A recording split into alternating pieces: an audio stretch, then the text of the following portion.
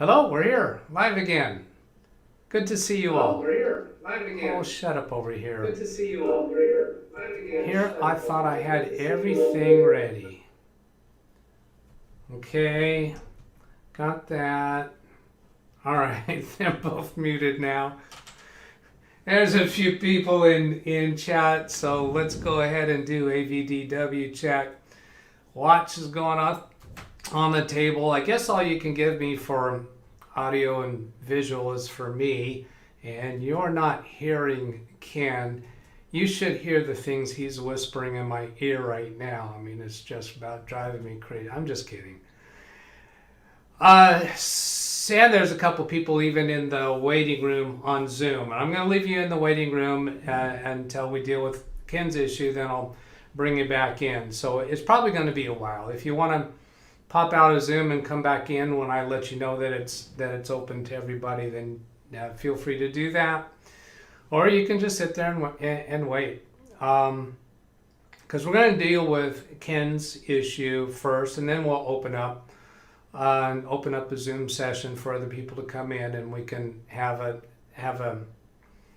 session of visiting with each other. Now he's talking in my ear, and I can't talk to you. See, I told you this is going to happen. Do I have to mute you from my ear, Ken? Or maybe I could unplug. That's what I could do, is I could unplug my headset. Then I won't hear you even if you do talk. All right, so I'm looking over here at chat, and he's laughing at my mix-up. Oh boy, that's zoomed in craziness. And you can see Ken in the Zoom session. So if he starts doing hand signals and stuff to make fun of me, I'm going to have to just turn his video off. Then, let's see, get over here to the correct computer.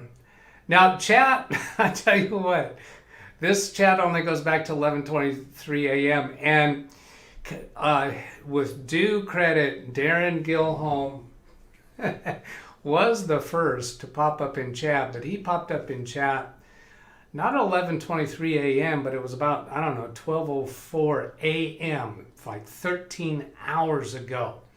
And there's been some chit-chat going on between people. So for those of you who are interested, you might know that you can come into my live streams hours before they start and possibly chit-chat with other people in the chat room. But YouTube apparently doesn't keep the older stuff. Let's see, there's some chit-chat here. I see Darren and Ken and Blackwatch. So hello to all of you, and I know there's a few others that are not showing up on the screen right now, and I'll get to you when I see your message. Messing with Doug's head. Good, thanks. Invisible ink. Better days. Protected wildlife laws. In the words of Terminator Be Back, that's when Ken was stepping away. Oh, let's see. Oh, there's a lot more here. How far does this go? So let's see. Sam looking forward to 2F8. FA, that's what today's session with Ken is about. Now I'm going to be looking through real quickly, so if you've got something you want to say that you want me to see, hit me up in orange. YouTube drops the older chat. Dreadful Dream. Dreadful Dream, he's referring to me. Blackwatch has been on his game today with entertaining everyone who is in early. Hugging good seats, scary guy in Zoom. I'm looking through here to see if there's anything else that I really want to point out or shout out about. Sam, M1 MacBook Pro. Interesting. Okay. You're welcome here anyway, Sam. Not kidding. You know I've got an iMac over here. Waiting 11 hours. What else we got? Ken loses his mind every 5 minutes. Moving on, I think so. Let's see, that was about the Zoom credentials. Scrolling. Are the Zoom credentials the same as last Saturday? They're the same as last Sunday. And I'll send them out in email, but they're not available for you. I mean, even if you have the credentials, you're going to find yourself in the waiting room until we finish with Ken's subject, and then I'll invite people in to Zoom. Let's see, watch has been going off for 7 hours. Black Watch, that is. Oh, is that a play on Bond, James Bond? Watch, Black Watch. Video and audio DVR fine. Big fan. YouTuber dude. Big fan. Way to go on 1K. YouTuber dude. Hi. I think I recognize seeing YouTuber's name before. Ken, give me a thumbs up if you want me to make YouTuber a moderator. Oh, he gave the thumbs up before he even knew what I was asking. All right, YouTuber dude. That was a really kind comment there. Thank you so much. Susan's here. Yeah, she watches most of these videos, I know, in the live streams. He's referring to Susan, the boss of YouTube. Had to restart YouTube on my Android. Been funny to me. Good afternoon, YouTuber dude. YouTuber dude, where are you from? And YouTuber dude, if you would like me to include you on that Google Earth thing that shows up, and anyone else who's not on that, just send an email to me, DougBetts at LiveWindowsTraining, with your name as you'd like it to show on that Google Earth and where you're located, and I will add you to that. Okay, that's all of that. So, YouTuber dudes from Canada. Now, that's not enough for me to put you on the Google Earth. If you want that, then send an email to DougBetts at LiveWindowsTraining.com. Now, Ken sent, well, let's see. Let's get this started. Ken, what are you holding up to your mouth? Let's bring you on. Here is Ken to the stage, everybody, and you are unmuted. What is that? Are you muting yourself? Oh, that hurt pulling that off. Oh my gosh. Whoa. You're waxing your mustache now? No, I muted myself so that I wouldn't disturb you in your earpiece. So. Oh, okay. Okay. Doing good. Hello, everybody in chat. Gary, Blackwatch, Darren, the YouTuber dude. I was asking what you're doing. Just catching up with people in chat. Oh, Jim's here. Hey, Jim. Hi, Jim. Is there any way we can blame this on Canada? Well, now, wait a minute. Was that YouTuber dude and Blackwatches are from Canada? I'm not aware that anyone else is. I don't... something is not muted. What is Chris saying? Something is not muted. I'm not hearing anything from you, Ken. What's not muted, Chris? What are you hearing? He thinks he's hearing something in the background, I think. I don't know. I'm not hearing anything. I don't know. Maybe he wants me to be muted. Oh, I just gave Blackwatch more material. Stop that. That's funny. Okay, so let's see. I see Darren has put my email address in there a couple times because I was reading it out, and so that's good. Chris is saying there's an echo. I'm not hearing any echo. What would there be an echo for? I'm wondering. Oh, let me check and see if I might have. Fingers in the house. I wonder if I might have. Is the echo from me, Chris, or is it from Ken? I'm wondering if I might have more than one microphone active, because the potential that Zoom might be picking up on a different microphone. No, it's not. And then look at the streaming software. See if it's set for a different microphone. Nope, they're both on the right microphone. YouTuber dude not hearing an echo. Chris says he thinks it's from me.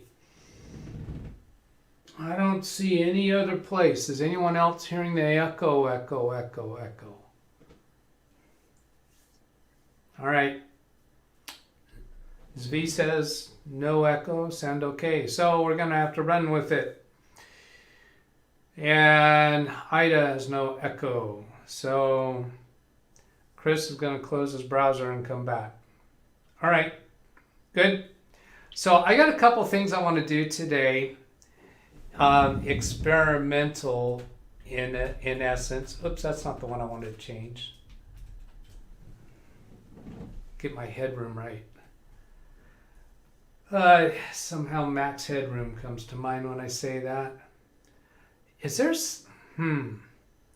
Blackwatch max headroom? Somehow Yeah, you opened that door. there's something. I wonder if they're related. Somehow, I really did like that show. Has Doug left himself on mute again? Nope. Everyone says I'm coming through, but that was from Blackwatch, so take that with a grain of salt. Oh, Chris found the answer. Crazy me, I had 2 tabs open with the stream. Been there, done that. And so he had his audio turned on with both of the tabs. Now a valid reason why you might do that on my streams is I've got the DVR turned on. So you could have the live stream playing in 2 tabs with one of them muted, and that allows you to switch over to the other tab and you can rewind to check on something that we're saying, what did we do? What happened? And so I might be asking for someone to check. You could go to a different tab and you're still hearing the live stream, even though you're rewinding on your other tab to see something that happened. All right. So 2 things that I want to do a little different today is I want to use instant house call for the remote connection to your computer. So I told you I'm going to do that during the live stream to show how that works, because for years, I don't know how long it's been. I think it's over a decade. I've been using LogMe and Rescue with my clients for remote software, and I've been using that pretty much most of the streams only because I'm unfamiliar with instant house call. But I have been paying monthly for instant house call since March of COVID. That means March of 2020. So a year and a half I've been paying it and not using it because I just haven't taken the time to learn it. I've tried it a couple times. I've been disappointed with it. I did do it once on a stream with Tim Sowell. I think it was with Tim Sowell, and it wasn't performing very well. And I've also had occasions when connecting remotely to a client's computer, I couldn't get the connection to work with LogMe and Rescue, so I switched over to Instant House Call, and it worked. So we're going to get me connected to you with Instant House Call. And then when it comes time to actually deal with the 2-factor issue for YouTube, I'm going to start a separate recording on my live stream computer so that it has a standalone recording of that session. And we're going to go through that subject as though we're creating a tutorial video. And that's going to become published as a tutorial video. So when we get to that, there's going to be less interaction with the chat room. And there may be people coming into the chat room at that time that don't understand that. So my intention there is I'll have a copied statement that I can just repaste in the chat room to let them know that I'm not keeping up on chat until we finish the 2-factor authentication session. Does that make sense? Do you understand? Any questions? That makes sense. Okay, so to get you connected to Instant House Call, let's see how much of this I can show. Am I muted? I don't think you're muted. I don't see that you're muted. Let's see, I can check to see if you're muted over here just by. Well, that's good. That's Are you okay? Yeah, I'm good. Did you confirm that? Okay. Then, So YouTuber dude said yes. Is he saying yes that I'm muted? Because I haven't changed anything. has Doug left himself on mute? Just the wind will remember me. YouTuber dude, yes, I'll remember you when I have 1 million subs, especially if you help me get there. Speakers turned down from Blackwatch. I don't see anyone asking you if you're muted. Who are you seeing? Gary just said it sounds like I'm. No, BH Ringer says I'm good. Yeah, Gary says you're on now. I'm not muted. Okay, good. All right, you're good. You're good. Okay, so down here, I launched my Instant House Calls what do they call it? Let me come over here. To do instant house call, I have to launch this over here, unless I have it automatically launching when I start Windows, and I don't, because I don't use it enough to allow it to run in the background. So I come to this instant house call specialist, sign in. So I've already signed into that, and that gives me this icon down here in the notification area, which I still want to call system tray, just because I'm old school. And I'll right click on it and then start session email. So I click on that and it gives me a place where I can put in your email address. Now I think you've already made your email address public. Right. YouTube, right? Yep. Okay, so tell me what it is. kstout 2016 at gmail.com. 2016 at gmail.com. So December, 2016. No, that doesn't expire at the end of this year because this isn't 2016. Launch default email client. So I'm going to blur that. Oh, that's okay. I can show this. So this went to my default email client, which is Gmail, and it's made up this email to send to you. And when you receive it, you just click on this link here, and that'll get you connected. All right. Or copy this link and paste it into the browser. All right, so clicking send.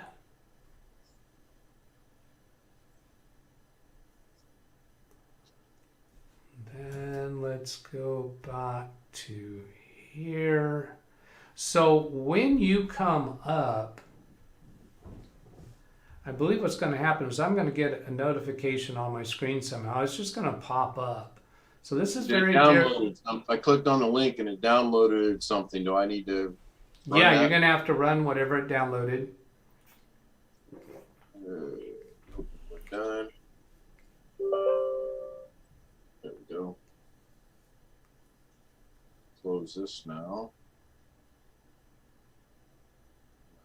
Go back to Instant House Call 6.6. DougBetts. Click on Start Session. Yep. And Blackwatch, you and anyone else is in the waiting room until they finish with Ken.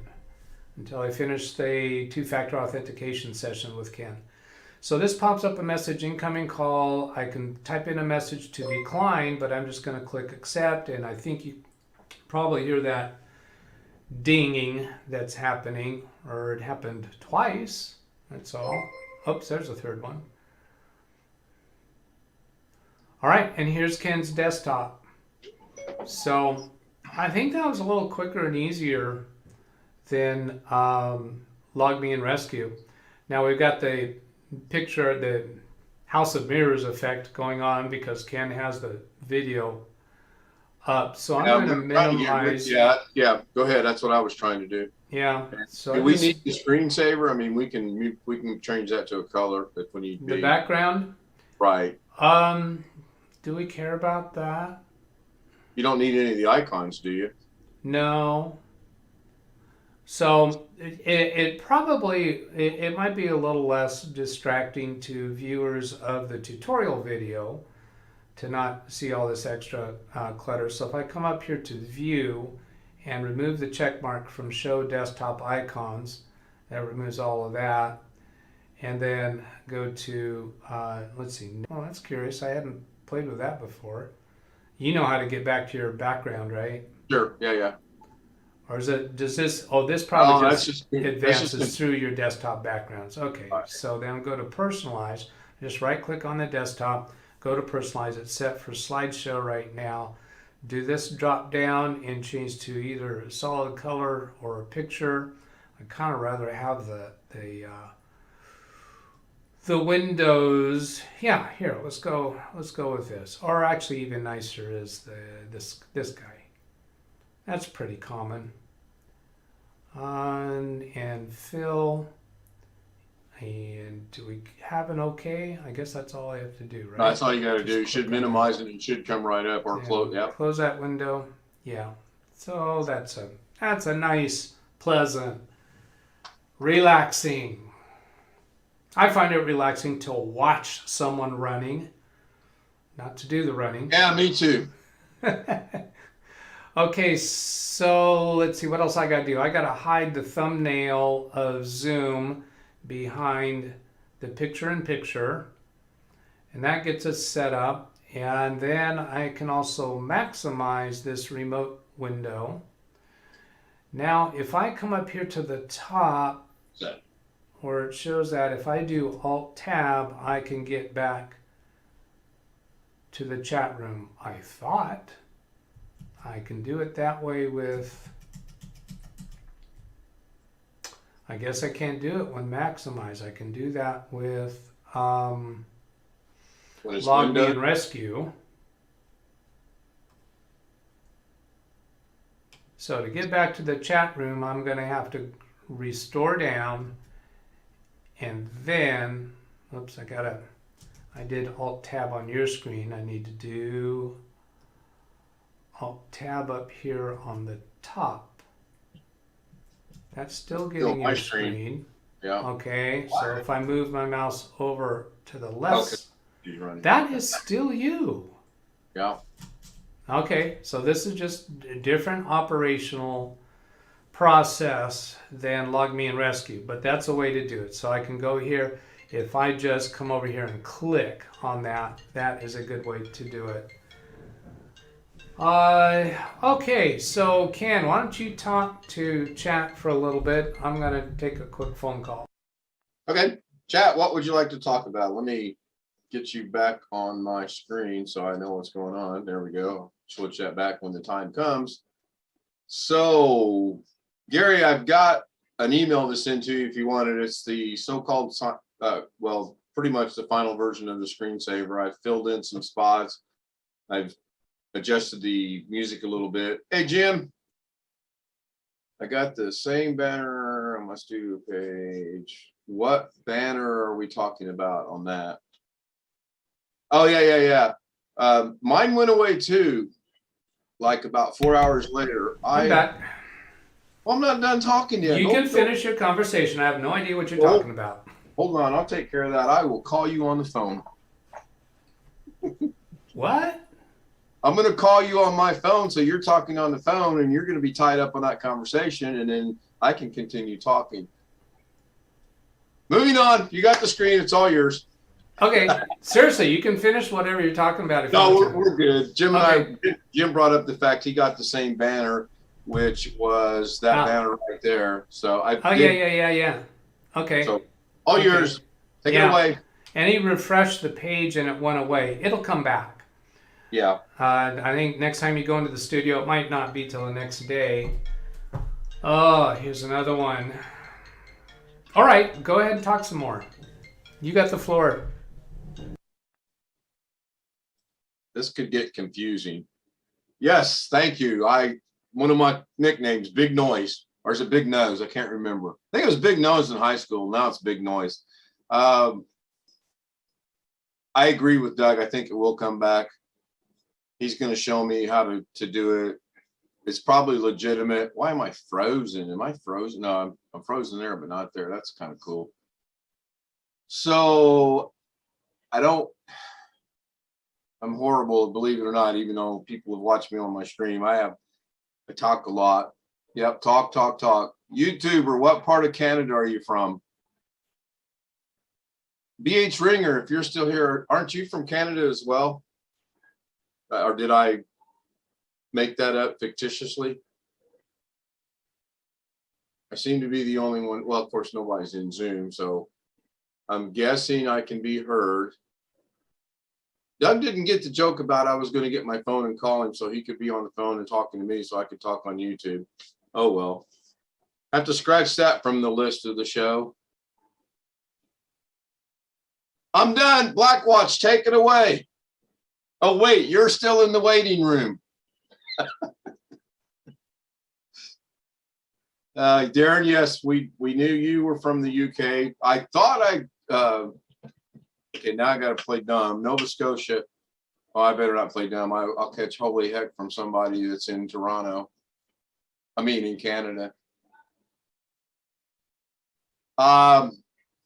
I've got a pretty much finished version of the screensaver if you'd like me to email it to you, or maybe I can sneak it in here, but I've got to mute it because I've got the theme from Charlie Brown in there, and I will get a YouTube violation because the first time I did it, I got a YouTube violation. So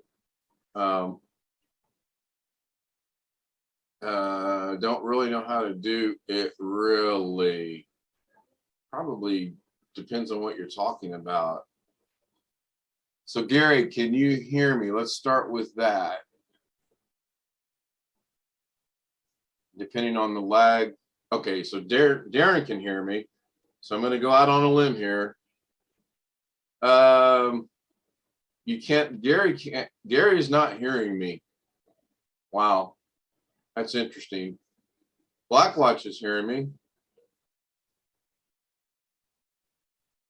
I am using, hey Jeff, good to see you. I'm using DaVinci Resolve 17, the free version.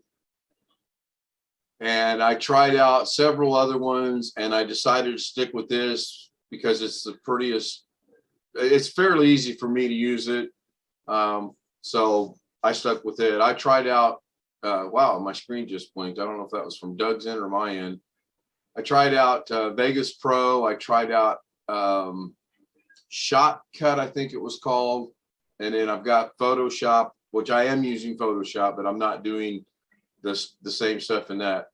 And I've pretty much got it down. I think I counted last night. I've got like 60 some pictures. I use OBS Studio. Doug uses XSplit. I've tried XSplit out, and I've said this a few times actually. I think if I would have started with XSplit, I would have stuck with XSplit. But because I started with OBS, I'm just sticking with it. I find it's easier to use. Now we can't talk about Doug. He seems to be back. Oh, hey, Doug, there you are. Oh, one of in the pre-show chat that was going on. Yes. Oh, who was it? What? It was, I think Chris or Sam had deleted a whole bunch of his comments, and I saw a comment where he said, "Let me know when Doug's back," or something like that, so I can delete all my comments. I don't know what that was about, but I did see that thing that was concerned about deleting his comments. Yeah, Gary, to answer, not to interrupt Doug, but to answer your question, Gary, yes, I did do the numbers that go across the screen in the beginning, and I still got to edit that a little bit because it's just I want to add something behind them, and I want to get them a little bit more centered. But yes, I did do that. Thanks for catching that. I appreciate that. All right. Now back, where the heck were we? So let's see. I guess all that time that you were entertaining the chat room, I had left the chat up on video, which is a good thing. I think that made sense. So back here to your screen. Oh, let's bring up. There's that, and here's the photo that you sent me, or the screen capture you sent me of the message on your screen. Right. So I'm gonna start the tutorial with showing this. So during this tutorial, we're going to be going through your YouTube account and your Google account. And I can blur the screen, as you know, before we click to go somewhere else. I'm fine. There's nothing on there. You've been pretty open about that stuff. Now, let me point out, as from the experience that we had, what was it, last weekend or the weekend before? I think it was the weekend before, with that troll. They can be a significant level of nuisance, but they don't seem to stay around very long. But there's no telling when they're going to get stronger and more persistent. I don't think people like you and me are really high on their target list. Right. I think they'll just mess with us for a while and then get bored and move away. Right. I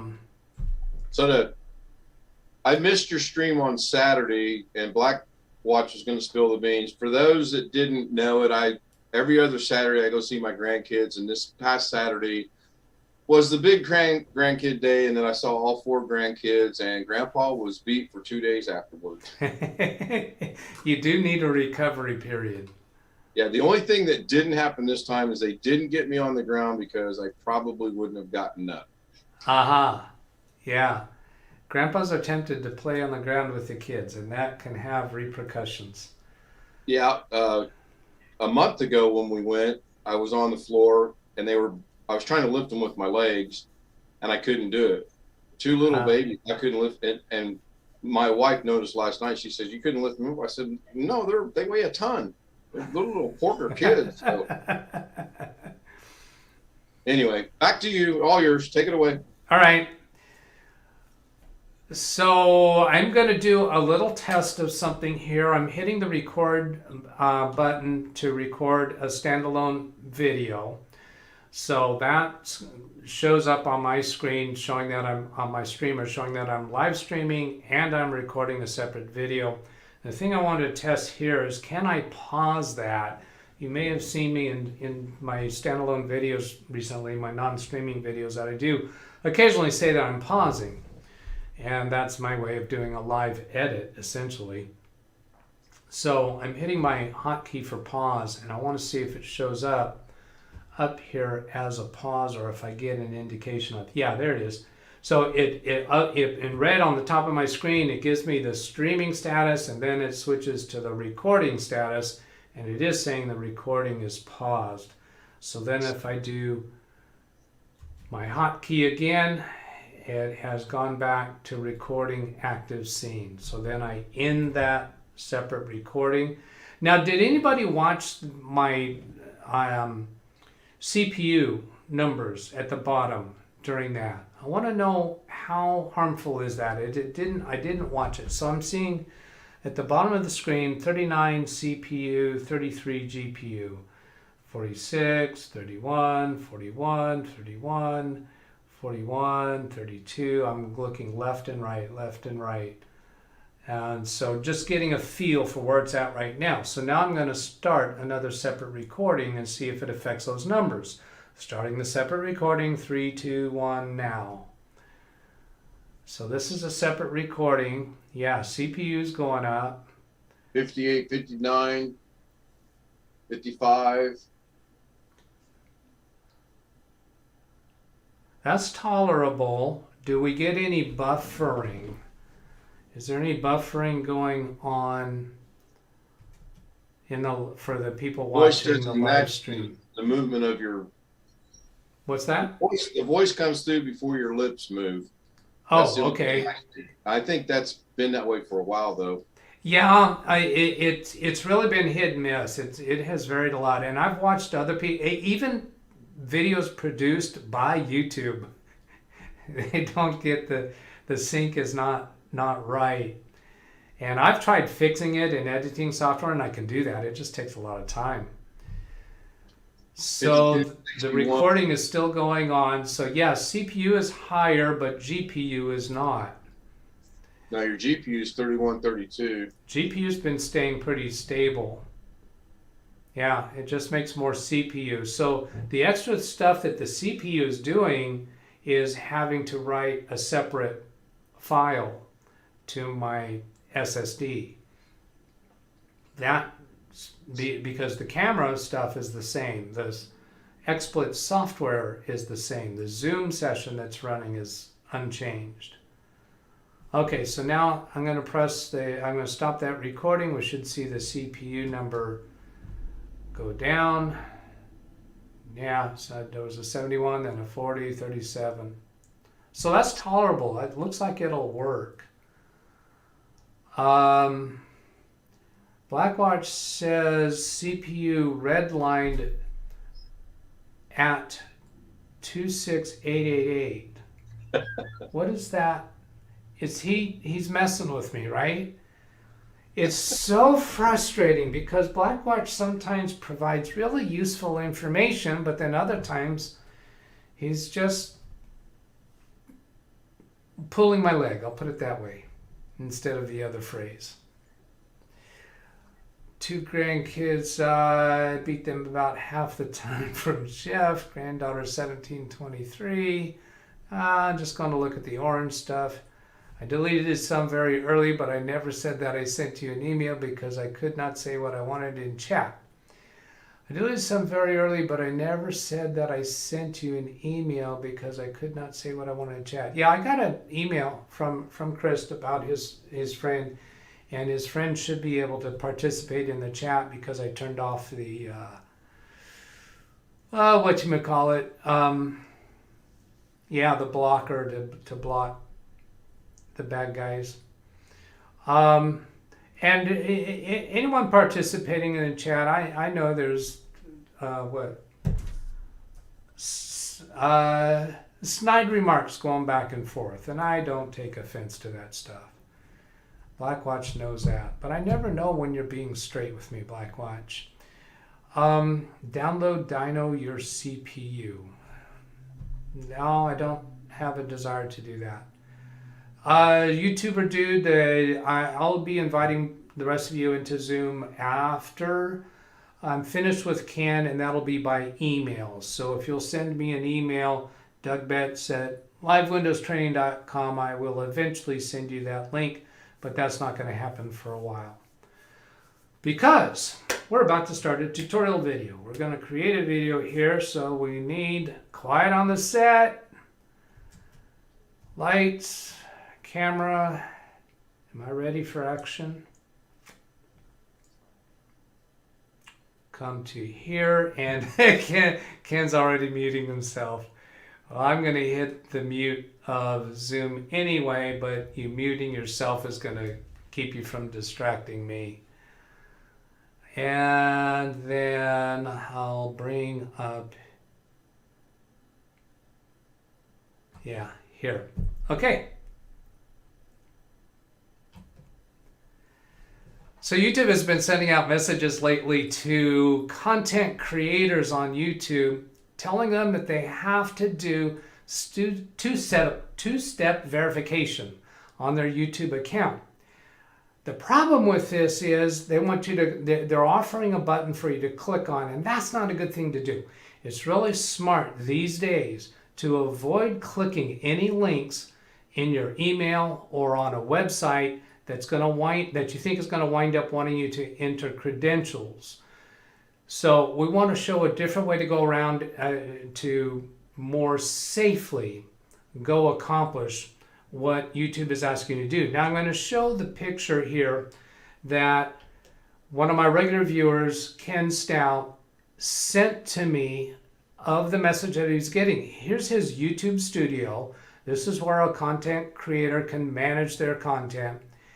And he came up here at the top in pink or red. Action required, turn on two-step verification by November 1st, 2021, or you will lose access to YouTube Studio. That sounds pretty scary. And the scammers and the phishing originators on the internet try to use scare tactics, right? So there's this button over here for turn on or dismiss. The easy way to accomplish this would be to click on turn on, but that's not a smart thing to do these days because the bad guys on the internet are getting more and more clever at how they do things. Now, for instance, if you receive an email that appears to be from YouTube, but it's actually a phishing email, what they could do is they could have a link inside that email that takes you to their website that has a impersonation of this screen, so that they've essentially taken a picture of your entire screen of your YouTube Creator Studio, which is a little difficult for them to do. They'd have to do a little bit of fussing in order to make it look like your YouTube channel dashboard. And they could put up a banner up here with their own link for you to click on and trick you into this. But I don't think we're at that level yet with phishing emails. It's just generally a good practice to start getting in the habit of go to your account the most safe, secure, correct way to do that. So I'm going to bring Ken up on the Zoom screen here and unmute him. And there's Ken. How you doing, Ken? Still good. All right, good. Now we're actually recording this tutorial video in the midst of a live stream video. So this is kind of weird and unusual, but if anyone's interested, you can go on my channel and find the live stream for this today on September 22nd, 2021. And it's similarly named as whatever the tutorial videos that you're watching right now. So this is a video being created within a live stream. Kind of weird, kind of different. We're going to see how this goes. So Ken, I'm connected to your computer remotely already. Right. Of course, you know that. I'm just informing the people watching this tutorial video. And we're going to go through how to turn on this two-step verification, also referred to as two-factor authentication. And there's a few other terms that are used about it. We're going to go through the safer way to do this. So I'm going to switch over to your computer here. It is this one. And then bring that up on screen. And our picture-in-picture is visible, so you're still on camera. And then I'm going to maximize this window. Now, there's a chat room going on in the background that the chat room needs to know that we're not going to be interacting a whole lot with chat during this. But if you want to get something out to me that you think is really relevant to what we're talking about, then hit me up in orange. I have that visible on another screen here. And I think Ken's also, Ken, are you watching it on another screen as well? I am, but I watch the YouTube feed and I'm seeing the same thing that's on my main monitor. Okay, so here I'm going to bring up your Google Chrome and we're going to switch to a new tab. Well, here's your YouTube tab. So actually here, we're just on youtube.com. on your computer. To get to your YouTube studio, we'll come over here to your profile icon on the right. And I did a left click on your profile icon and we can click here to go to YouTube Studio. Maybe I need to click again like I meant it. Oh, nope, it eventually went.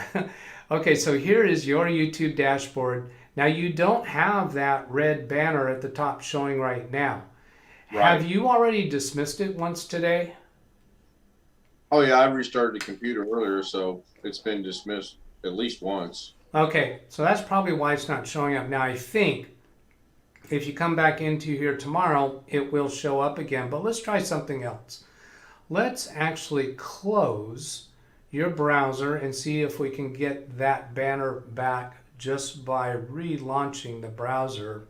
That might be a possibility. And this is just kind of a little extra exploration on the subject. So clicking in the address bar and type YouTube, enter, come over to the profile icon on the right hand side, left click, and click on YouTube Studio. Nope. I haven't seen it come up yet. Oh, that came up a little bit slower. Okay, for me than it did for you. Now let's try one additional thing. Let's sign out of YouTube and we'll have you sign back in. And this is going to demonstrate that you don't currently have two-factor authentication enabled. This is going to show what it takes for you to sign in to YouTube. Clicking in the URL address bar at the top and type YOU. That's enough to get YouTube. And then there's this sign in link up here. You're not currently signed in. If you start watching videos, you're going to get advertisement that's not specific to you because YouTube doesn't know who this is. Do you have a premium account? Do you not see all the commercials that other people see? I use the what is it? The U blocker you suggested? Okay, never mind that. Let's click on sign in and we'll let you sign in. We're not going to be able to see your password. I don't remember my password. I'll use my And I then, use my password manager anyway. okay, yeah, your browser has remembered your password. And then we click next. And there's no two-factor authentication challenge. Okay, so now what we want to do is go to the security settings to set up your two-factor verification. Two-factor authentication, two-step verification, I think is what that red banner called it.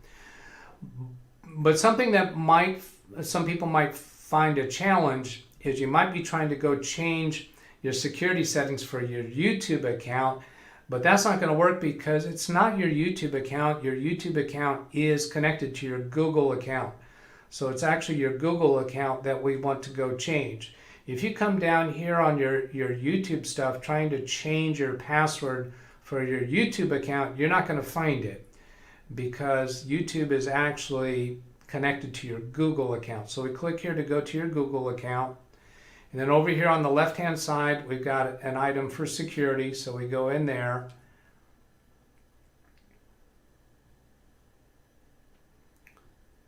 And here's security down here, two-step verification. It's turned off right now. So this was really not very difficult at all to get to. And if you would have clicked on that button that they had on that red banner, I think it would have taken you straight to here or maybe even further into this. And then, so I clicked on that and then protect your account with two-step verification. Each time you sign into your Google account, you'll need your password and a verification code. Add an extra layer of security, enter your password and a unique verification code that's sent to your phone. Keep the bad guys out. Even if someone else gets your password, it won't be enough to sign into your account because they'll have to put in a code that comes to your phone. We're also going to look for what about if somebody doesn't have a cell phone. There are YouTube content creators that for one reason or another don't have a cell phone or don't want to use codes going to their phone. So we'll look to see if there's options for us to do that. Get started, I'm clicking on. This is a reliable, safe place to do this because we know that we are in the Google account settings for you now. Now, when we go to do that, it's challenging us again to log in. And if you didn't have your password remembered by your password manager, then you would actually have to type it in now. But you have it remembered. It looks like you probably have it remembered by Chrome. Is that right? No. No, you have some other password manager that's putting that in there? Okay. Yep. Then let's set up your phone. What phone number do you want to use? Now, shall we blur the screen for you to put in your phone number? It doesn't matter. So can you do it? Let's say I didn't want to use my phone. Could I guess. Yeah, well, let's look and see what else is available. Google Okay. will only use this number for account security. Don't use a Google Voice number. Google Voice is a phone system through your web browser, essentially. Message and data rates may apply. How do you want to get codes? Either text message or phone call. So that would be an audio phone call to your Right. phone. So like some people don't have cell phones, but they have desk phones. So a phone call would work. Now here's show more options. So you could do a security key, which is actually a physical device that you'd have to plug into a USB port on your computer. And then here's a Google prompt. Get a Google prompt on your phone and just tap yes to sign in. So that's not going to be a code number sent to your phone. That's going to be a prompt that's on an iPhone. I see it dropping down from the top of the phone, and you just tap accept and you're done. You don't have to look at the code number in the text message and then type it in on your computer. Now, I would think that I would expect that there would also be the authenticator apps. Now, the authenticator apps actually generate a code in the app on your phone. So I have this set up on several things where I look up the authenticator app and it changes the code number about every minute or 30 seconds, whatever it is. I'd have to, again, look up a number on my phone and type it in on the screen. So the simplest, easiest thing that we're seeing among these choices is the Google prompt. And I'm not seeing an authenticator app here, which is kind of surprising to me. I thought they would have had it. I'll use my phone. That's fine. I just was curious. Your phone in which way? Text message? Yeah, text message. All right. I got to put my number in though. Yeah, you got to put your phone number in. I'm going to blur it anyway. Remembers my old numbers. We good? Is that it? Yep, we're good. Okay, so then I'm clicking next. They just sent me a text. Oh my gosh, that's like a novel. Okay. Oh no, don't. Well, be sure you're doing the right one, because there's a code number for the text message and there's an actual code in the message, possibly. Let me open the message real quick. Nope, that's it. So Okay. I bet you got to put the dash in too. All right. Actually, I don't think you need the G and the dash at all, but let's try it. So you've put in. Let's see, 864005. Yeah, you can take those out because then it puts the whole number in. Yeah, if you put the G and the dash, there's not enough room for the whole Right. number. If I go, It won't let you do the G and the dash. All right, I'm going to go ahead and display this. This includes your phone number on here, but I want to display that's this. fine. This is useful. So go ahead and show us, demonstrate when you type the G and the hyphen that shows up in the text message. For G It and shows up hyphen. it shows up in the text message as G dash, and then there's 6 digits, and it won't let you do the 6 digits. Right. So now you have to backspace over all of that and just type the number. Right. That number came through very quick. Yeah, it did. So then we click next.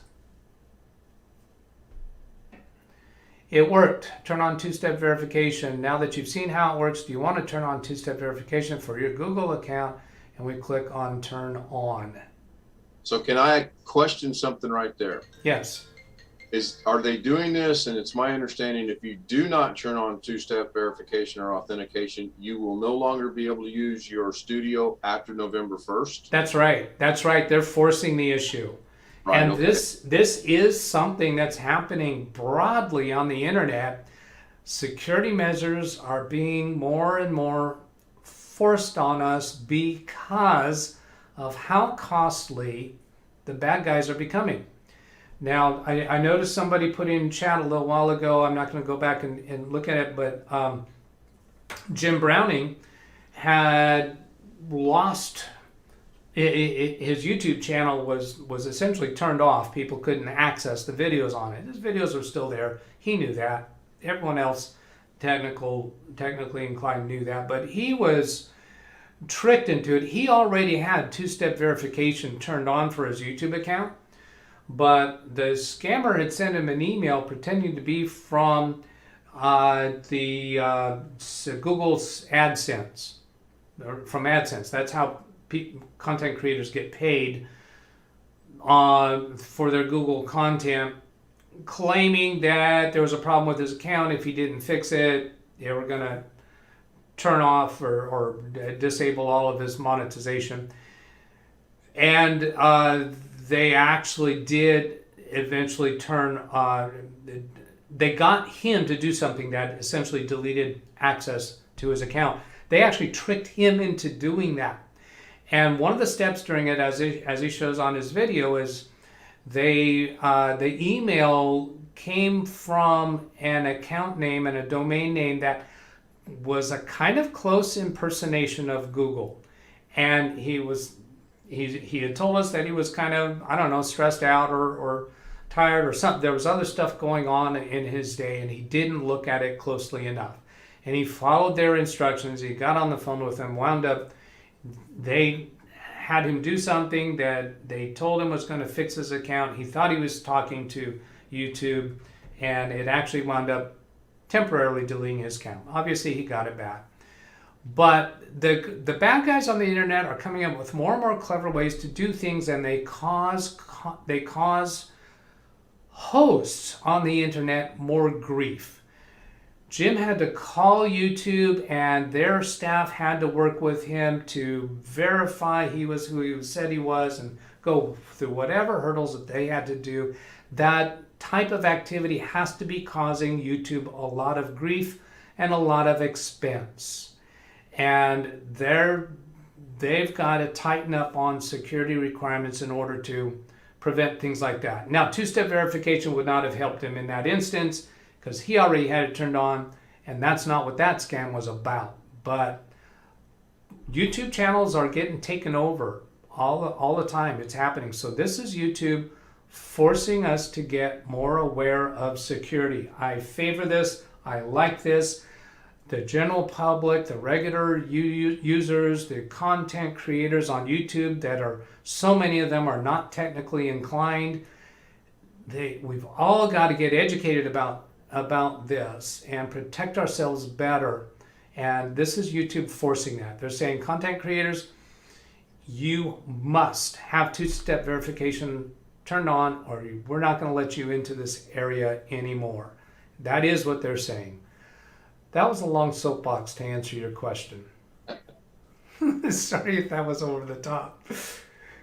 We're done. We're done with that.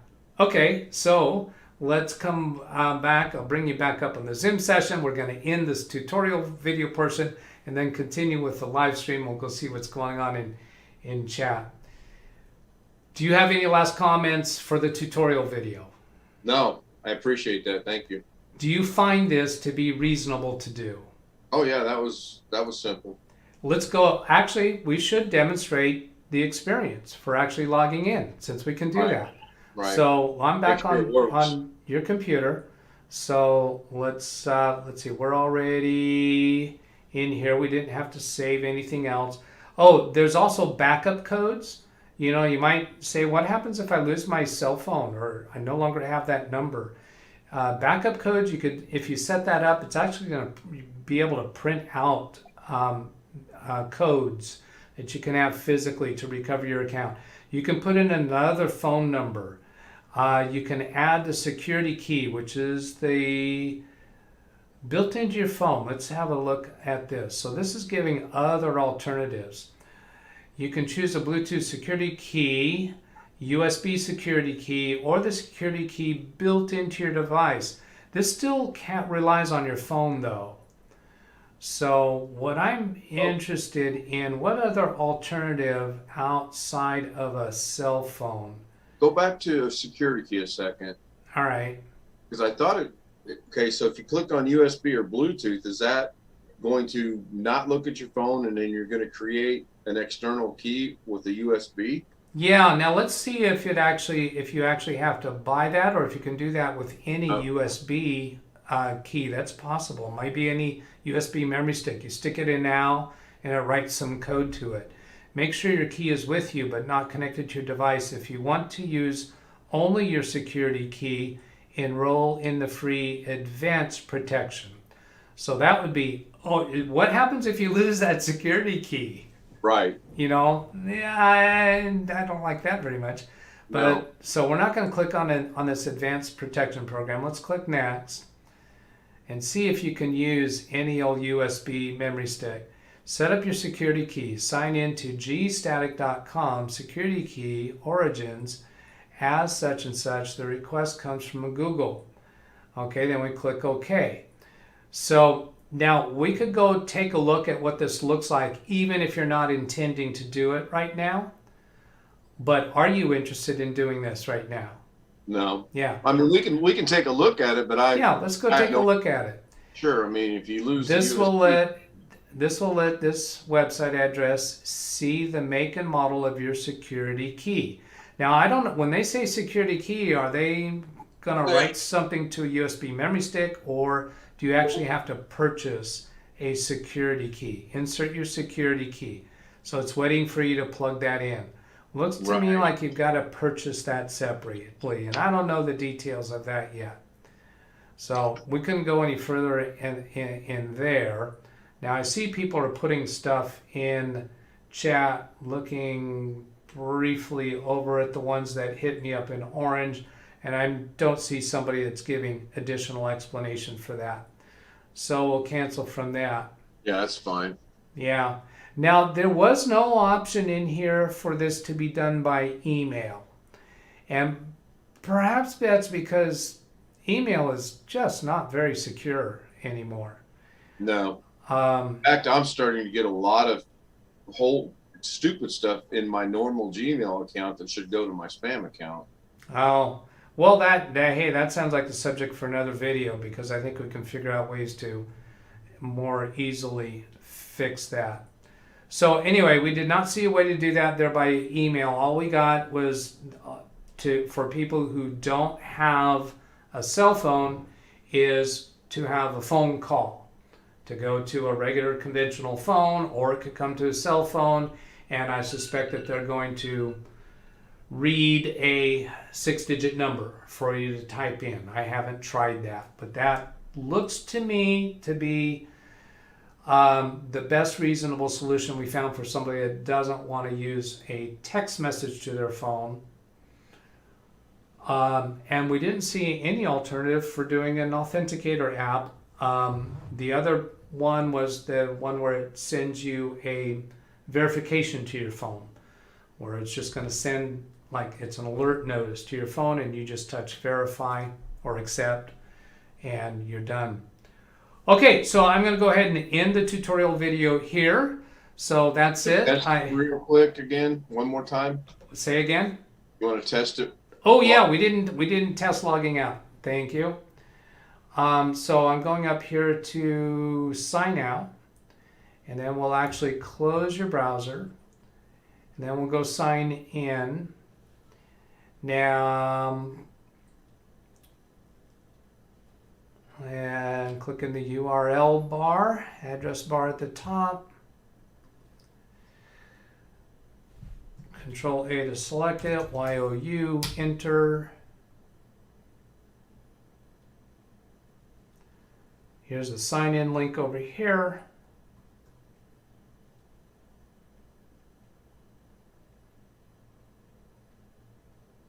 Let me know when the next screen comes up.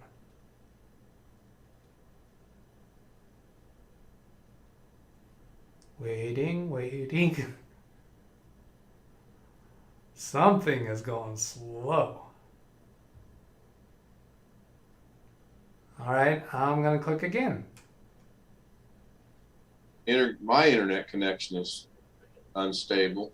Unstable? What it says there. It came up. I'm going to hit next. No. I'm not seeing it. We're not showing it on video yet. Oh, well. I think, let's see, I'm wondering if the connection. Yeah, I see the mouse moving over there on the YouTube feed. All right. But I don't see anything on here. I'm going to go ahead and. What do you mean on here? On my monitor right in front of me, it's got two-step verification. Do you have two monitors? Yes. Well, okay, so I need to switch to your other monitor to see what you have, right? You're on the right monitor. I don't know why it's not showing up on the YouTube feed. That's just the YouTube feed over here. It's still showing the place to sign in. Okay, so you're seeing the sign in on your computer, but it's not showing up on mine. Okay, I think that's a different with Instant House Call, where Instant House Call is not letting me see system messages, which when I connect with Log Me In Rescue, I have to do an extra configuration to make that show. And now you're on my screen, electric guitar, your mouse is moving, but on the other monitor, which is the YouTube feed itself, it's frozen on the sign-in screen. It shows the cats, the focus music, the little girl that got murdered out in Wyoming, a cake falling. That one's stuck. And I see the YouTube video running fine. Yeah, now you're back. Now it just clicked over to that, so that's good. So you want me to do it one more time? I mean, it worked just fine. So what worked fine? What did you do?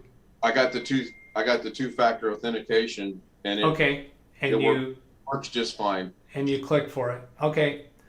So then you already put in the code? Oh yeah. All right.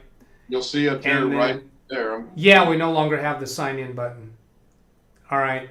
So that didn't go very smoothly. Let's try it again, and I'll have to wind up editing a portion out of the tutorial video. You're recording it. Um, And interesting enough, when hopefully it'll show it this time, because the G and the dash show up on the sign in. It's pretty cool. Yes, yes. I was surprised it didn't show up when we were setting up the two-factor. I thought it would show up the G and the hyphen when when it shows that screen, but when you're actually logging in, you get to see that. So it's more obvious that you do not need to type the G and the hyphen. So here I signed out of YouTube, relaunching your Google Chrome, and then click in the address bar and type YOU, enter. On the right hand side, we expect to see the sign in link. And click on that. And then it has a screen for choosing an account. And click on the account. And it's asking for the password. Your password manager has automatically entered that, so we click next. Wow. No two-factor authentication. No, Right? that happens if it's been really recent that you did the two-factor on this computer. So I'm gonna be editing out a piece of this tutorial video. So now here's where I'm gonna pick up. So I'll end it at an appropriate point, cut out last few minutes, and then here we're resuming. To test this login for YouTube with the two-factor, what we're going to do is go to a new incognito window so that YouTube doesn't recognize that this computer has already been logged in recently with the YouTube account. So I'm going to youtube.com, and at this point Google doesn't know whose computer this is until we log in. So up here in the upper right, we got a sign in button. Click on that, and then you're going to have to actually type in your email. Well, here is that the right email address? Yes. So yes. Yeah, your Chrome remembered that address, even though in incognito mode there's some things that are more sheltered. I'm not going to go into the detail. When I said Google doesn't know who you are, that's not a real accurate way to say it. I'm not going to go into the details of that. But you're going to have to type in your password there. Yeah, I can do that. Hang on.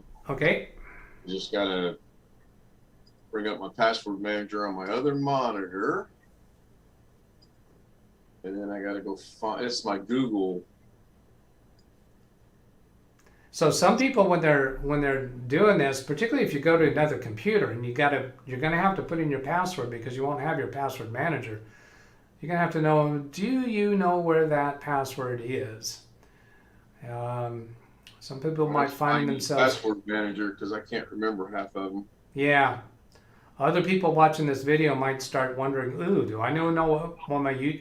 But it's not a YouTube password. It's a Google password, and you might actually know it as your Gmail password, because those are all going to be the same.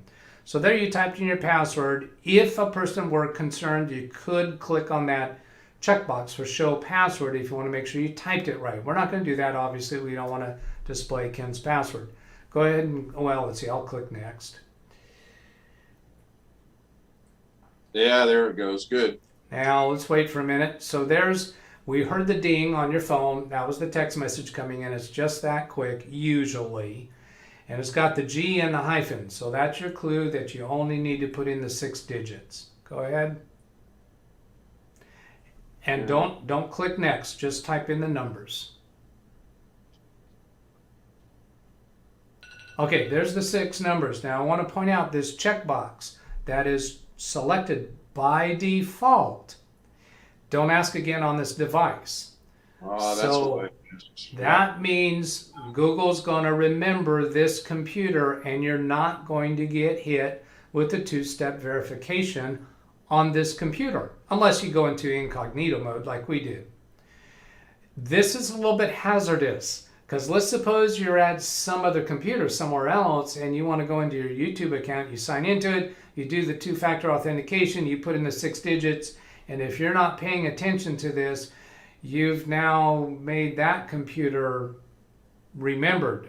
Right. Yeah, so you don't want this check mark if it's not on your computer that you want to not be challenged. And there's also this try another way. So if you've done the two-factor authentication with the codes, but you want to do it this time with a phone call, if you've set up the phone call method or the USB key method, then you'd have to click on this try another way, because notice when you put in your password and click next, it didn't ask you how you want to authenticate. It just went straight to this method. Now, Right. if you had not accepted this method, it wouldn't have come to this method. I'm going to go over here and fix my... I just saw my camera went wacky on me, so I turned that off and then on again, and that brings it back, and then back here and back to your computer. So we go ahead and click next. And we kind of waited a while there. We might have waited too long, but nope, that worked. Nope. So that got you in. So there was the test and the First demonstration. time I've ever seen an ad on my page for the Buick Stunning new lineup. I've never had an ad until today. Well, this is because we're in incognito mode. Oh, okay. Yeah. So that's not where you normally work. So we're back on the Zoom session. We're saying goodbye to everybody. Give a goodbye wave for the tutorial video, and then come back to here. Goodbye wave to the tutorial. Thank you everybody for watching. I hope that was useful. Have a great day, and I'll catch you later. Goodbye. And while Doug's bringing up the chat for You're everybody- talking there before I stop the video. Don't you know better? I'll be back. All right. Gee. Just messed right up. Everything was good to the end. That's all right. We're good. All right, so let's go look at chat. That's what he was telling us, is he's going away. Let's find chat over here. Where is it? Alt-Tab. That's still... Oh, I got to click on my computer before I do Alt-Tab. Wow, here's a whole bunch of stuff. So... Now, I need to put out the Zoom credentials to anybody who wants to come in to visit for a while on chat. So if you send an email to DougBetts at LiveWindowsTraining.com, then I'll send you the Zoom credentials. I'm not publishing it in the chat window because of the trouble that we've had with trolls. I'm going back to my email on another computer to see if anybody has already asked for that, and I do not see any. Well, the older I see Chris. Well, Chris was saying he hopes he can join the stream. I don't know if you're asking to come into the Zoom session, but I'm just going to send it to you anyway, Chris. And if that's not what you're asking for, then don't come in. If that's not what you're asking for and you want to come in anyway, then go ahead and come in. Let's see. Blackwatch is laughing at something. I'm not sure what. So I'm going to go back up and look for stuff you've hit me in orange.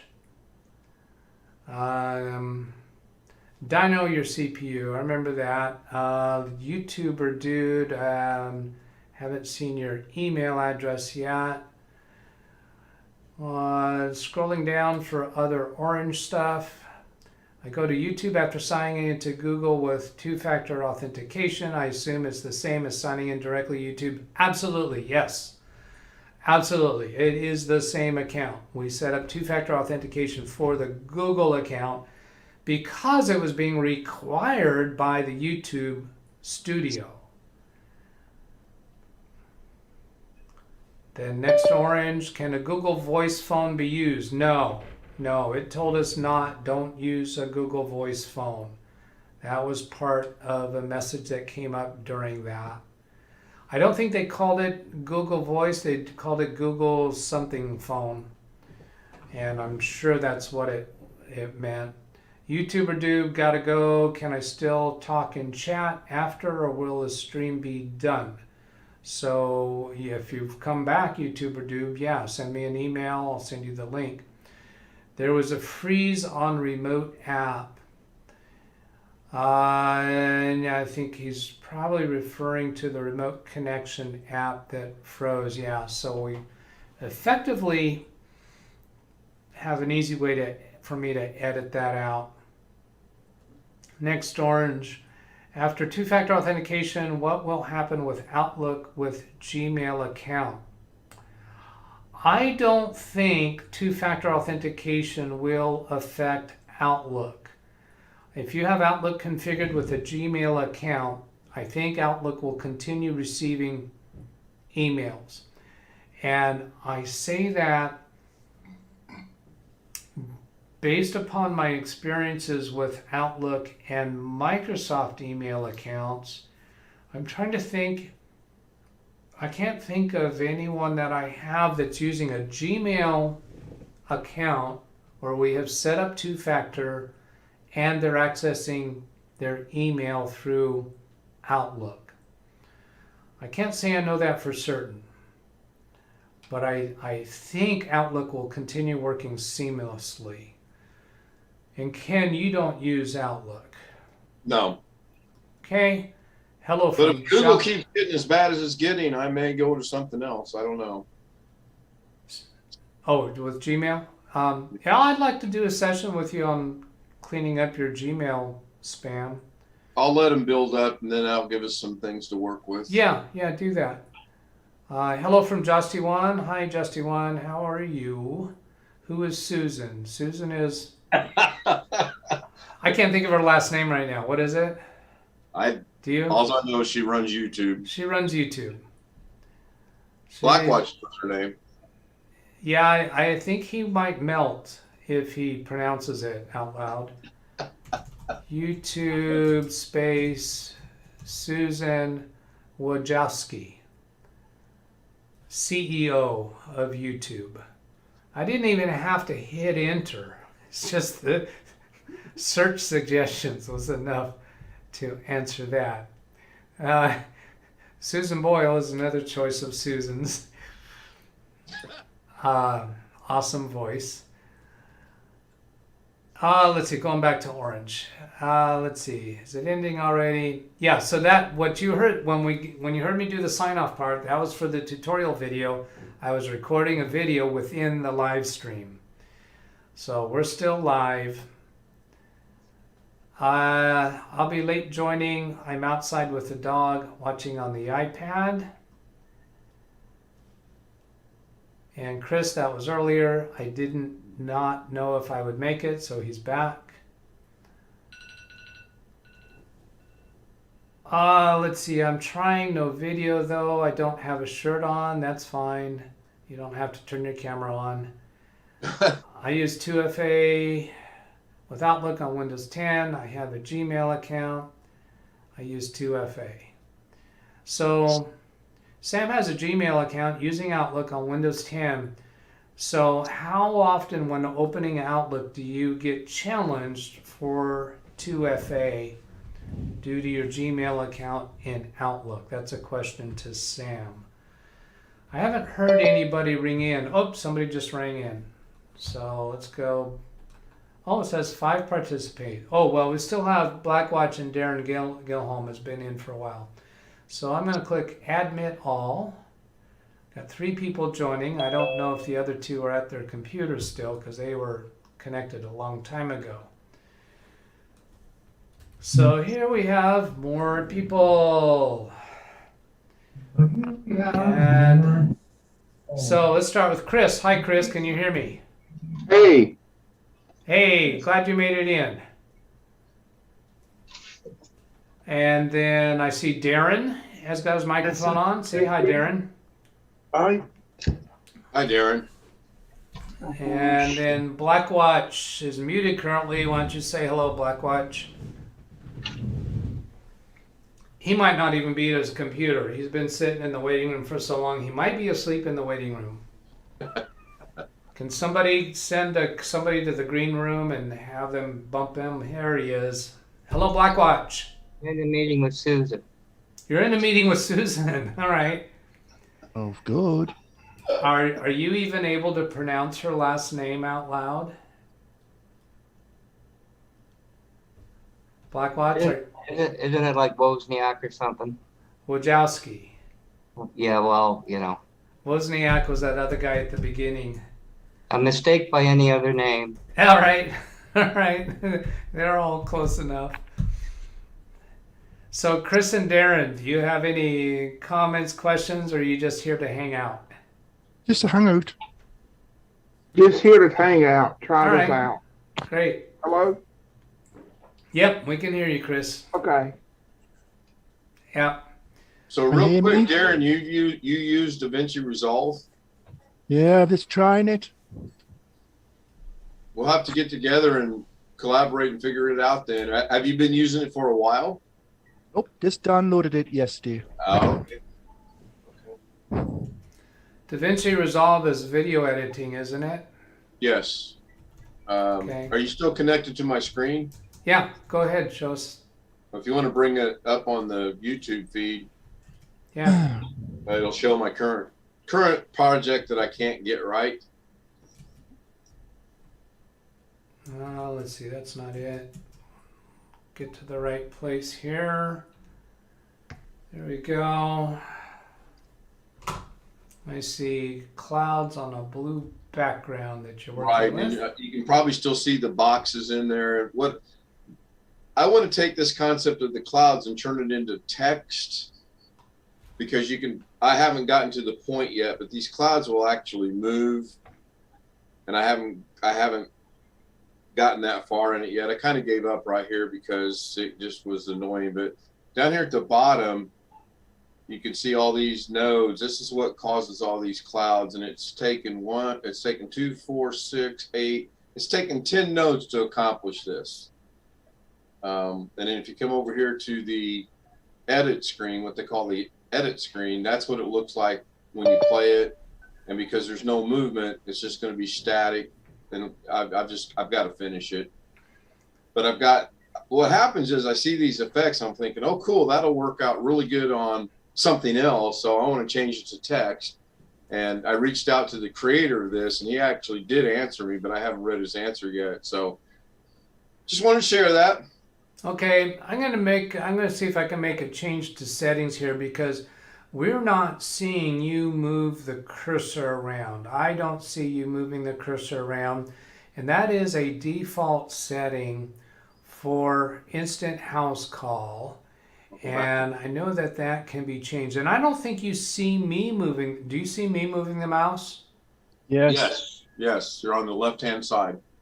Not on the video, but through the remote connection on your actual. Right, on the remote connection, the mouse is moving. All right. And on the video, yeah, Yeah, on the video you see it because that's being recorded from my computer. right. But I don't see you moving your mouse around, and it doesn't show up on the video. Yeah, I'm moving my mouse right now. And you should be able to confirm it doesn't come through on the video. Right, it is not. All right. So my hands are free. All right. I'm a blackjack dealer. So it seems like it would have to be on this tools menu on settings. So you can see the nodes, but you couldn't see me moving my mouse over the nodes. Yeah, right here, this check mark that you can see on the YouTube video. It says show Right. remote cursor. Right. So I'll put a check mark there and click OK. So now move your mouse around. And moving the mouse. Yep. I see you giving me the finger. Mouse. The finger pointer. The Yeah. pointer that looks like a finger. Yeah, I one time tried to change all that, and it got so incredibly messed up that I left it. All right. So you Earlier- said you said you're thinking you want to change the clouds to text. Right. Does that mean a text object? You don't actually want to have those show up as CLOUDS. Let me see if I have this picture. If I have this picture. Okay, so I'm guessing a text object is going to behave differently for you. So got a little bit of a glare there. So see if you can fix Yeah, that. Don't you're close. That almost worked. That was going to work. Don't forget to pretend to have. yeah. S. There's a language in there, but can you see how the text goes back, like it's 3-dimensional 4 or 5 or 6 or 7 times?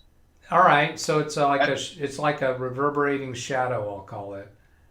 Right, right. So And it's not just a shadow. It looks like multiple layers of that it is, text. right. It's multiple layers and multiple colors, and it's like it starts, and then as it gets to the forefront, it actually becomes solid. All right. And this is just where I wanted to attempt to do that. And each layer covers the layer beneath it, meaning the layers aren't transparent. They're not Except- transparent to what's below them. No, but except on the edges, and you can see on the edges. Well, let me see if I can make this bigger. Well, I can focus on you so that you take up the whole screen. Gotta switch over. Stay with me for a minute. Don't give up. That's pretty darn good, but I'm gonna still make you full screen here. If I can get that menu to come up, spotlight for everyone. All right. So we see, and each of those layers underneath, you can only see the layer below it off to the side. You don't see through any of those layers to the layer below. Right. Got it?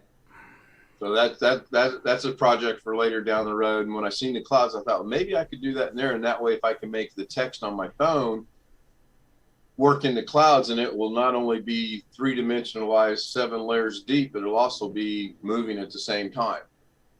All right. It's just a thought. All right. Thank you. Yep. Hey, Doug, Yes. you did read the disclaimer from Corey Fruitman, did you? Did I read the disclaimer from Corey Fruitman? Corey Fruitman is the owner of Instant House Call, and I don't know what disclaimer you're talking about, and I'm on the edge of my ball, not seat, edge of my ball, wondering if you're about to pull my leg or give me something straight. No, everything's just routed through the RCMP in Toronto. You do know that. Okay.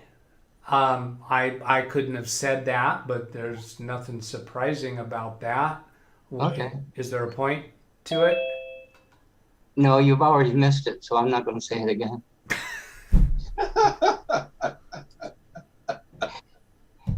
The RCMP. Hey, Jim. Hey. Well, I want Blackwatch to finish that thought, if you will. Well, all the East Coast and West Coast of the United States, everything comes in from the cables under the ocean, goes through a brown building. It goes through the CIA. Okay, I was thinking you were probably going to on a security level, Yeah. saying it's insecure for me to go through instant house call. Is that what you're saying? Yeah, it goes through the RCMP filtering. And you think I know what that means? You know what the CIA is? Yeah, I know what the CIA is. And you know what CSIS is? And the Yeah. RCMP? Yeah. Well, it's going through CSIS and the RCMP. Okay. And you think I'm doing super secret stuff that I would care about that? Well, they kind of put you low on the list. Yeah, I must admit. I'm kind of low on their list, right? Jim, help And do me. you think I'm upset about that? Jim, help me. Oh, no, I'm not going to help you at all. You keep digging. Now I know what they meant by journey to the center of the earth. It gets hot down there. Oh boy. But you do touch on a point that I am concerned about. I am concerned that instant house call is a small company. I don't think their software is as thoroughly tested and bulletproofed and hardened over time as Log Me and Rescue is. Don't kid yourself. Well, now you're going to say Log Me and Rescue is a security risk too. You think it's a security risk for me to walk out my front door. No, I'm not saying that. Yeah, but if you turn a computer on, you've got security risks. And I live a life that if I get compromised, I have backups, ways to deal with it. I'm not a high target. I'm not nearly as worried about that stuff. Now, I was going to use the word paranoid, but that is a little bit derogatory and belittling of people who are concerned about it. I don't discount at all people who are cautious and concerned about their security. I am on record that I am not worried about my security. I know that I might get hit. I might suffer consequences for that, but this is the way I choose to live my life. I take reasonable precautions. I have two-factor authentication set up everywhere. I use complex passwords, and I have my client information is secured multiple ways. And yeah, I know using these remote control products, they could get compromised. One thing that was a significant thing that I point to is the what's that one SolarWinds thing, supply chain compromise on the East Coast, where a large IT support company with lots of clients, they got compromised at their level with the software that they were using to manage their clients' computers, and a lot of their clients got hit with ransomware because of the IT support company. And I do shun adding extra complexity in my systems. I like to keep things as simple and straight as I can, to limit the number of exposures that I have. So yeah, that's enough talking on that. Yeah. Oh. Is Jim still there? Jim? Yeah, he's here. Where is he? I don't see Jim. I'm I'm sorry. Oh yeah, on top. Yeah, I couldn't see you because you're visible. Your camera's on. I see all these names on my screen. I was looking for Jim. I didn't see Jim. So because your camera's on, I couldn't see you, Jim. Okay. Am I muted? You like Austin Powers, right? You're a big Austin Powers fan. I wouldn't say I'm a big Austin Powers fan, but I find the character hilarious. Yeah. Do you ever think Bud Abbott had these problems on stage? No. I don't. I think I'm No. going to drop. I think I'm going to drop my act. Oh, Frozen. Who's frozen? Can you hear me? Yes, we Yes. can hear you, Ken. Fine, as far as I can tell. But there's So I a was- there's a cliffhanger on the table right now. Blackwatch said he's going to drop his act. What? Oh, I highly doubt that it's an act.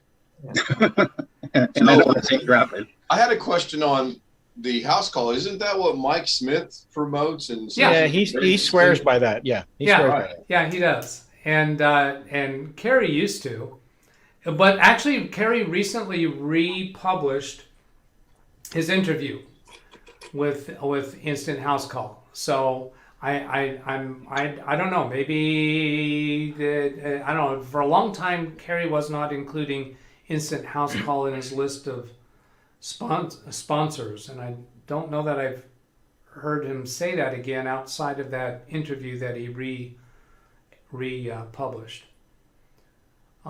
It's not really he republished it. He created a new video. I think it was a live stream where he actually played the Instant House Call interview during Yes. the live stream. Am I saying Yes. that right? Yeah. Jim. Yeah, he did.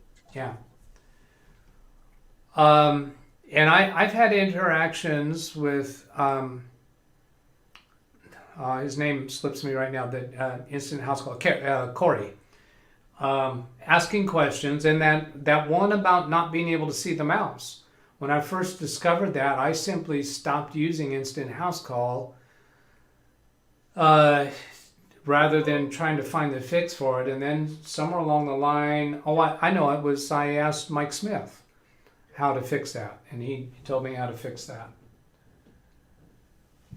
So this is the first that I actually implemented that. My intention is to keep both products. I'm in the business. I think it's not unusual to have two different kinds of hammers in a carpenter's toolkit.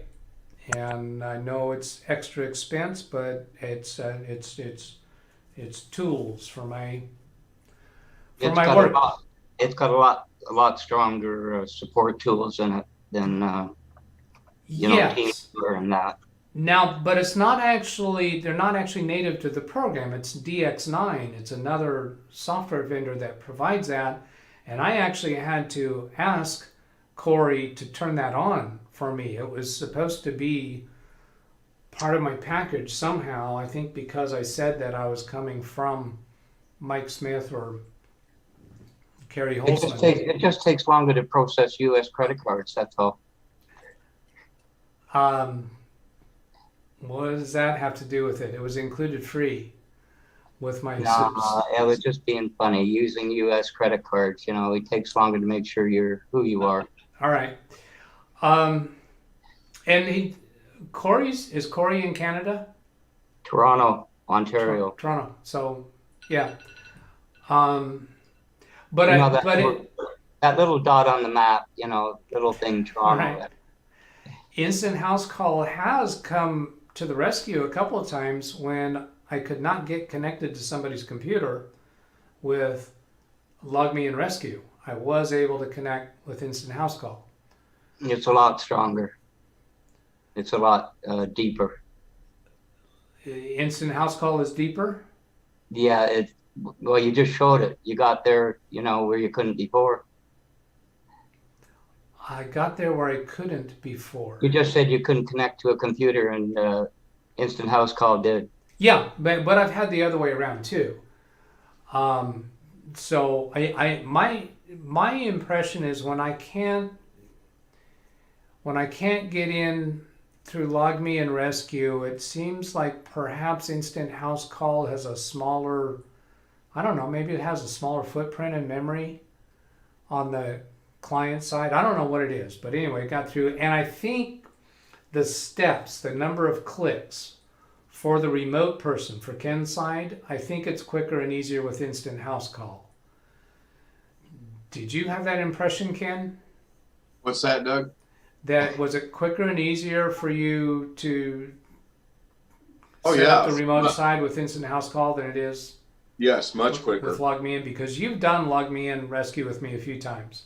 Yes. No, that was much faster. Yeah.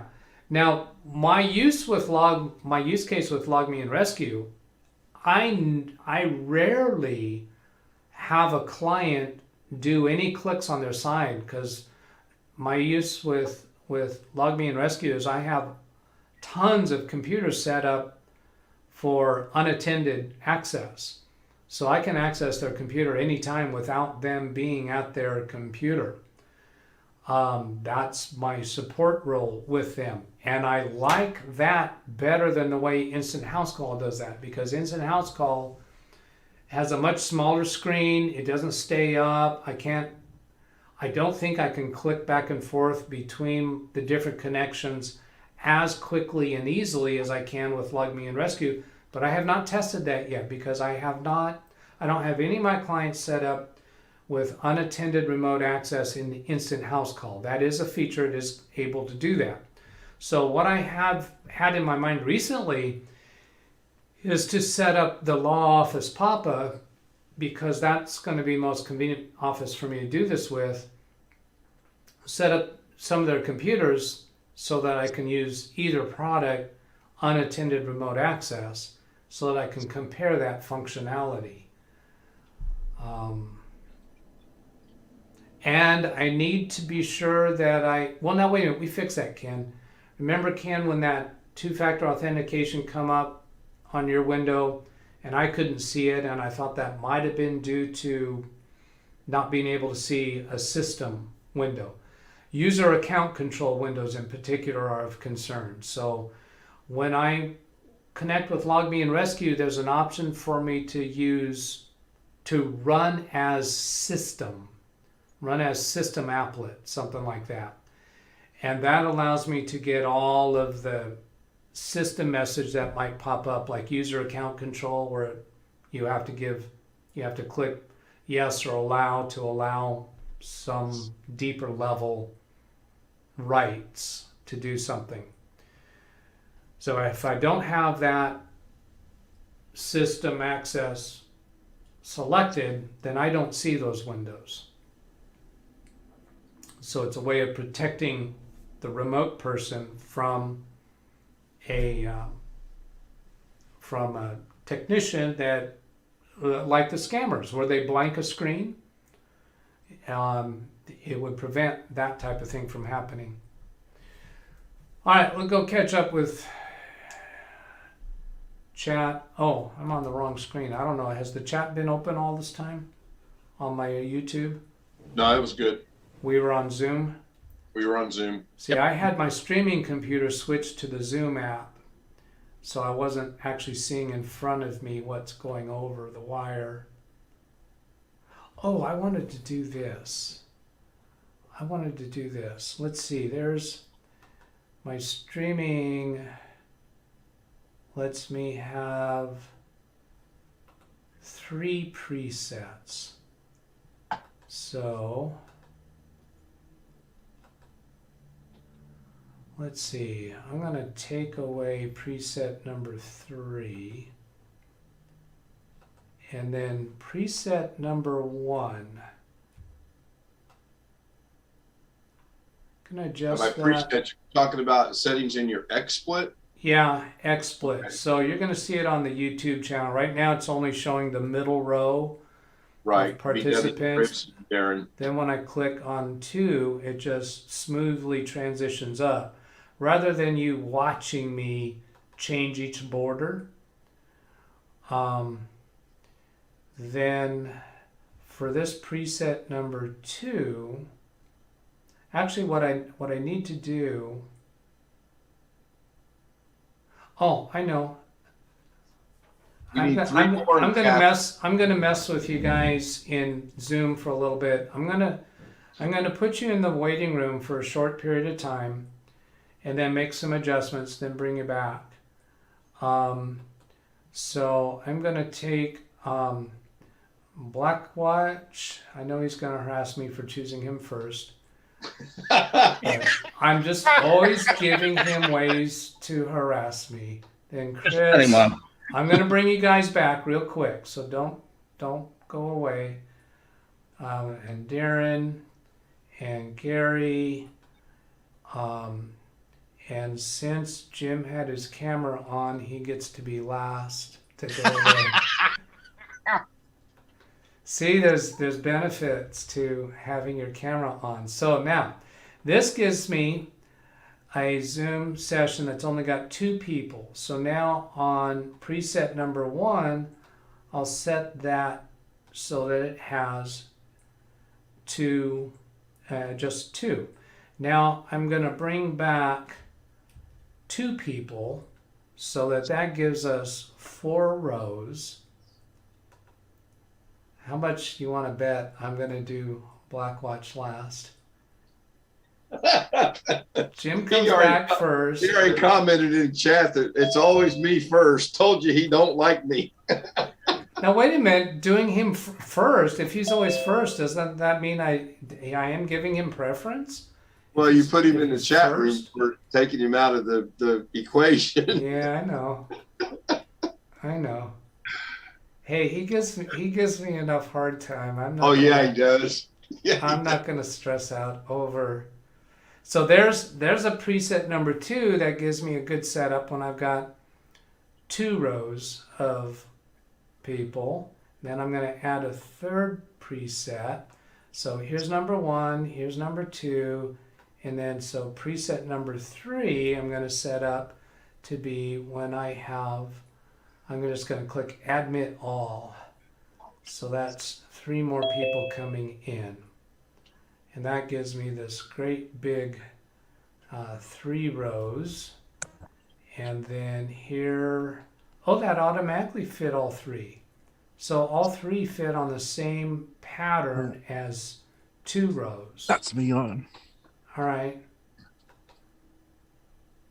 All right, so you're all back. Yeah. Hey. Yeehaw. And then here's the Zoom window. Hey, So hey, right- Ken, how did you do the alphabet? That was a question for Ken, how he did the alphabet. Right? Ken? And Ken, I don't know what I don't understand the question. How did you do I don't know if he was referring to me or referring Yeah, to the other Ken. the other Ken. Okay, that was okay. Wait a minute. what? Okay, the other Ken's back. The question about the alphabet. The stuff on the screensaver, I think. Oh, Numbers. the text. Yeah. Here comes a shameless plug. I will be doing a live stream tonight. No. Yeah. Inconceivable. Yeah, really. Okay, so let's. Soccer too. Thank you for bringing that up, Doug. Let me refresh my monitor so I'm caught up over here. Wait a minute, I'm checking. I'm not done. So it's real simple to add text. And just as sure as I try to teach this, I won't be able to. In the Fusion mode, you have a 2D text node right here, or you have a 3D text mode right here. So that's your software. Right, it's in the DaVinci Code. It's in the DaVinci Resolve. Okay. You bring in the node, you type right here text, and then if you come up here to the inspector, this is where everything happens, and you'll see right now the inspector should go away in a minute with the lag that there is. And you can either click right here in the upper right hand corner on inspector, or you can click on another node, go back to your original node, and it didn't work. So forget that. And you just type in, this is text test or whatever. You can change the color down here. And I have to remember there is a lag because I'll get this done and it'll just be getting to the color. I have learned with the color that you have to initially click over here to get your color, and then you can use the little fine tuners, I like to call it, to get your color, and that changes your text. Now you'll notice here in a second that there is a box in the above the clouds that has a clock around it with dots, an arrow up and an arrow to the right, indicating you can move it up and down, left and right. But you do not see this is a test, or this is a text test. And the reason for that is this text has nowhere to go or has no action to complete yet. So you have to have a merge node, and I should be able to take this text and run it over to this merge node, and that didn't work. Wonderful. So I'm going to add another merge, and I'm going to make it a 2D merge. Yeah, I thought that was totally cool. I got that in there. Yeah, well, in the screensaver, I originally had it to where the names in the pictures corresponded and moved as the text scrolled, but then I made a slight change and it went away, and I can't figure out what I did wrong. Now I need to put this in here. No, I got to figure out where to throw this. Hang on. There we go. But because I think I have the wrong merge node. So now it's showing up that this is a text, and I can move it around. I can put it where I want, but the clouds have gone away because I think I'm using the wrong merge node. Let me try a different merge node. Let me try a 3D merge node, which is, I believe, this one. No, where's the merge? Right here. So I'm gonna put that in there and run the text to the merge, and I can't do it because 2D text can't run into 3D text. So let's do this. Bear with me 1 second. Let the gray matter kick in.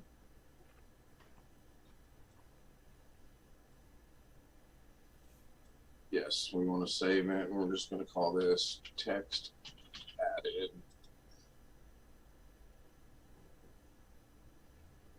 Come on. No,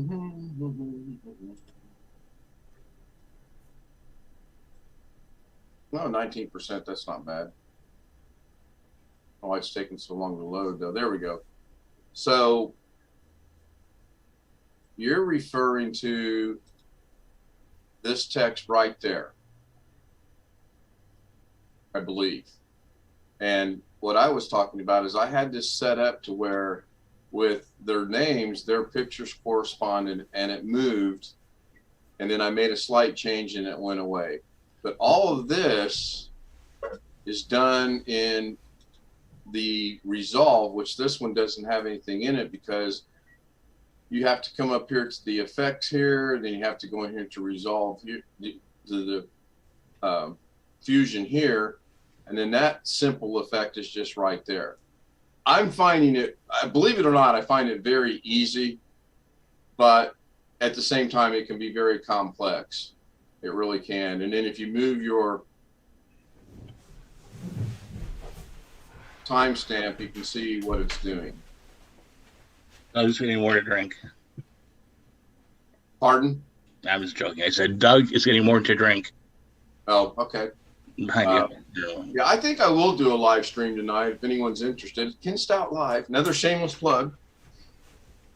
What time? Seriously. Seriously, it will be, the wife is scheduled to be off work at 10. If we get home by 10:30, it'll be a miracle. So let's go with 1100 or 11 p.m. or 2300 hours for anyone still using the military time. And for people who aren't using it, what time should they come? 11 o'clock. Central Standard Time, midnight on the East Coast, or 10 o'clock on the West Coast. I don't know about anything overseas yet. I haven't quite figured that out. Why would you want to be on the West Coast? I have a couple subscribers from the West Coast. Thank you very much.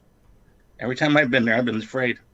Ouch. I was stationed at Fort Ord and back in the day, and I really loved Fort Ord.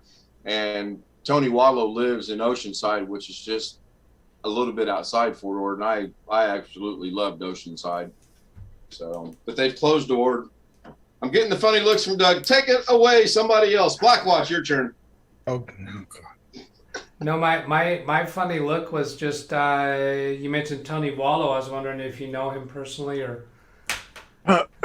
We've spoken a couple times on the phone, and other than that, no, I don't know him too personally. Oh, by the way, before I forget, I got an email from Bertland today. Yeah. And he did, because when I got the book, I sent him an email. I said, hey, I got the book. Thank you very much. It's very interesting. Look forward to seeing you on Doug's chat or Doug's Zoom. And never heard anything back, Well, I finally got an email. I said, great, all is well. I'll be back soon. So, What kind of book did What kind of book did he write or did you get? hang on. So while he's getting that, I'll let you guys know that I got an email from Jason Laster. Oh, cool. Says, sorry I haven't been too responsive. We've had a hard hit of illness go around. Still dealing with it, but we're on what seems to be the last leg of it. Hopefully by next weekend, things will be back to normal. So that's from him. Yeah, so I forget when it was, but Doug was doing a tutorial Zoom session with Bertland, and he made a comment about if someone can tell me my mom's name and what she does for a living, you will get a book. Right. Oh, no fair. I didn't hear that. I thought, well, I like the challenge. Let's see what I can come up with. And his mom's name is Donna, and this is the book. I don't know. Yeah. Cool. So it's really good. My wife and I both have read it, and she's read it another time. It's Did you give me really, the book? really good. And I appreciated that. I really was getting kind of, oh gosh, I'm not going to get this. So, but I got it. I sent him an email acknowledging it. I'm glad I got it. Is that a recipe book or? No, it's more about life and how to look at life and how to tackle certain things, Okay, to approach things. cool. So really interesting. Hey, Jim, Yes. don't you remember the song, I Got a Girl, Donna was her name? No, afraid not. That might be a little bit before my time. You're kidding. Okay, He, I'll go away now. Carry on. he accuses me of kidding. What did I accuse him of? Kidding. Oh, no, your mic baited. Okay. I'll go back in the corner and sit down. You guys carry on. So I got a text from the boss. She wanted to leave early at 7, but she just texted me now. She wants to stay till 10. The reason she was leaving, she's tired of working 30 patients by herself, and she's burnt out. So she wanted me to send her or call her and say, hey, we've got an emergency. The goldfish died, and it's a true story. When we lived in California, one of our Filipino friends told us that her husband called her and said, you got to come home right now. It's a 911 emergency. And he hung the phone up.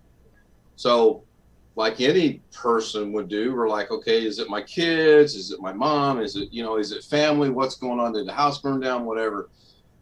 She gets home, she rushes in the house, and he's sitting there, and in a bucket, there are 2 dead fish that had died in the aquarium. And that was the 911 emergency. We joke about that quite a bit. So Darren, have you done anything in DaVinci Resolve yet? No, not yet. It's a fun learning curve. It really is. Gary, would you want to see the final product? I can email it to you. Jim, are you game? Is it drastically different than the previous one you sent? Oh yeah. Yeah. Okay. Yeah, same here. I tried to do something the other night. Maybe Doug, maybe you can help me on this. I wanted to do a poll while I was live streaming. Yeah. And I couldn't get that to work properly. I think Chris, you saw it, didn't you? I think Chris is muted. I believe Chris did see it because it said I had 100% yes, but then I never did see the poll. Because what I did was, the poll was, should I add more animation to the photos? Because right now, there's not that many that are animated.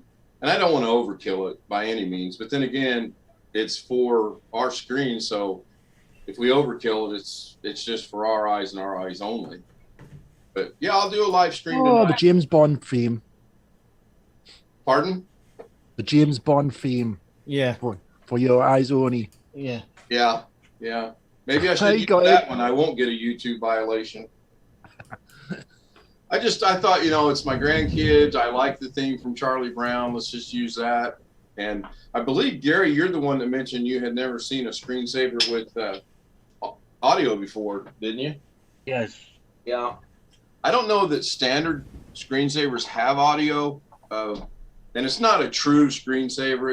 It's a video that I loop over and over and over and over again. So, I mean, it serves the same purpose. I have to say I haven't used a screensaver in 20 years. I mean, yeah, I can't think of a reason for me to use it either. I set my monitor to turn off after 10 minutes, and that's pretty much it. It's been at least 10 years, I think, since I've used any screensaver. Since you had a monitor, probably. Well, that depends. You talking about a glass monitor? Yeah, it's probably. Yeah, no, I'm being serious. Yeah, I haven't used a glass monitor in, I think, 10 to 15 years. Yeah, neither have I. Yeah, I asked Ken about this one. A long time ago, Kerry got a question. Ken knows about this. In the chat, he said he put a JPEG up to a screensaver and it faded out. And Kerry mentioned that Windows 10 sees that as a security risk. and won't allow it. Like it fades it out basically. But apparently they've changed it because he's got the video, that screensaver running, and he says it's clear. So I don't know. Maybe they loosened things up a bit, to let you do that. So you put a JPEG image up as a screensaver, and the image was faded. Yeah, where you Blurred. click. Where you could click a JPEG and it says, make it a desktop. Yeah. It would fade Yeah. over Microsoft standard desktop changes. So as a desktop background or a screensaver? I don't know. Okay. It was a confusing question. I assumed it was desktop, and that it would be some sort of a screensaver. It was an offhanded comment in chat. Yeah, there's probably some explanation missing there, I would think. But like Jim, I mean, I can't remember ever using one. It's set to 10 minutes, whatever, and turn off. Yeah. But Ken loves breaking things, so Yeah, I can get them taken apart and broken pretty good. Sometimes the repairs don't go well. I'll never let you near a laptop repair then. No, I can fix laptop. Oh, okay. I'll ring my own bill on that. I've got one right now. It's HP. Go ahead, get the HP jokes out of the way. Yeah, horrible product. Yes, we know. Thank you very much. It'll turn on, the power buttons come on, you can hear the hard drive spinning, but the screen stays black and everything's connected, and I have no clue. And it's so old, I can't get a current BIOS to try to reset the BIOS, so it pretty much is not going to get any more of my attention until next week when I'm bored and I take it apart again. Well, you don't get a logo screen, splash screen Nothing. of any kind? Nothing. Nothing. I Okay. can do a video on that too. That'll be tomorrow night's video. No, I'm There kidding. you go. Well, I assume you've removed the CMOS battery to reset it, Yes. and it still does the same thing. Yes. Any of you guys can still hear me? Yeah. Windows 10 has space for screensaver. Windows 10 Windows what? 10 has what? Windows 10 has an actual place for screensaver. An actual place. You can go into personalization. And Oh yeah. Yeah. and it I'm actually sure it says- does. On the themes. Sure. It actually says screensaver. Well, I remember a place where you could put in, it was an .scr. Yeah, I mean, it's actually a screensaver. You could We're just create your own. Exactly. No big deal. It's just personalization, lock screen, and screensaver.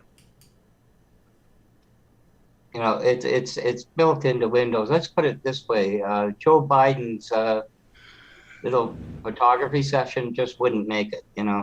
So personalization, lock screen, and then what? Because I'm there now and I don't see any way to make a screensaver.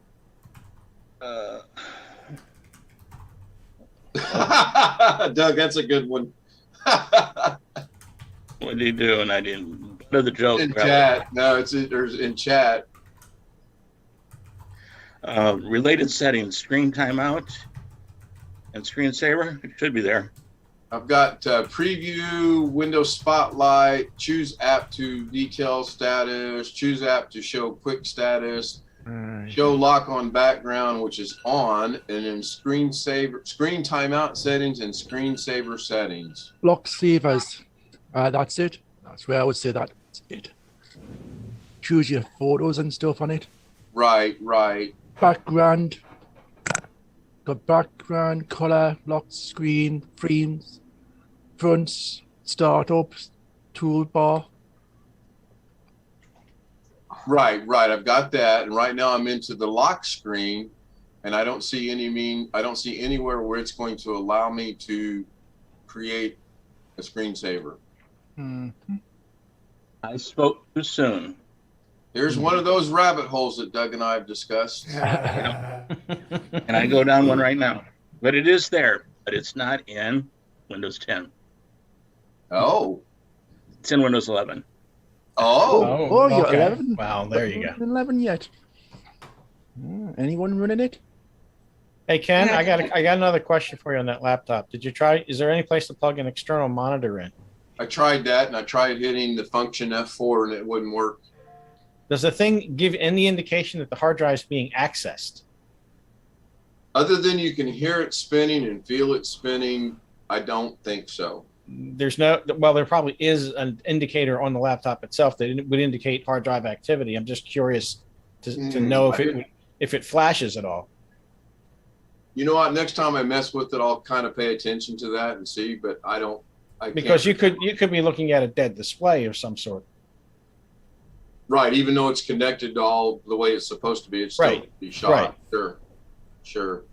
Does it work on a regular Okay, monitor? so you've made me think of something. Can I unhook the display from the motherboard and use the port on the side to send it to an external monitor? You could try to force it to do that. Yeah. Okay. Yeah, you can try and force it to do that. But the first thing that I'd be curious about is, assuming the laptop powers up or it appears to power up, is there any LED indicator that would indicate hard drive activity? Most laptops have that indicator, and if it's actually doing something, then I don't know. Maybe there's something screwing with the display. You might be your BIOS chips on your computer. Said laptop in hand. Because I was watching a video just a couple of days ago about this, and it's worked, but it wasn't going on, and he had to change his open the computer up, get his BIOS chips out, and reprogram them. Yeah, that's Adam at IT. He took out the two chips on an older laptop. He erased them and reprogrammed them. But that's that requires equipment that I know Ken doesn't have. Oh, Yeah, thank you. No worth hearing that. Come on, Jim. What? I'm sure I could break it permanently. Yeah. No, that's just that. No, you're right. I don't have. No, that requires a hot air station, and Ken doesn't have one of those. I don't have one of those. And then a reprogrammer. But you have an EEPROM burner. Well, if you have an EEPROM burner that you can clip to the chip, good luck on the surface mount stuff, because it's pretty difficult. This is true. I wouldn't do it. So I'm not seeing any kind of flashing lights. What I do see is right above the mouse pad, there's a blue lit, what I would call a screen icon. And then off to the side, the SD-MS-Pro-MMC-XD light is lit, and the power button is lit, and that's it. Yeah, that sounds like it went stupid somehow. That light shouldn't be. Is it on constantly? Constantly, yes. That tends to make me indicate that thing's gone stupid. You tried plugging it into a monitor? I did, and then I tried using the function F4 to switch it over, and it didn't work.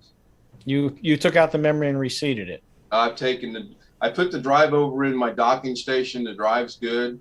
Yeah, I'm talking about the memory. Yeah, I've taken the memory off, and I tried one stick at a time. I've done all that. Yeah, that almost sounds like either the BIOS is corrupted or something else went horribly wrong.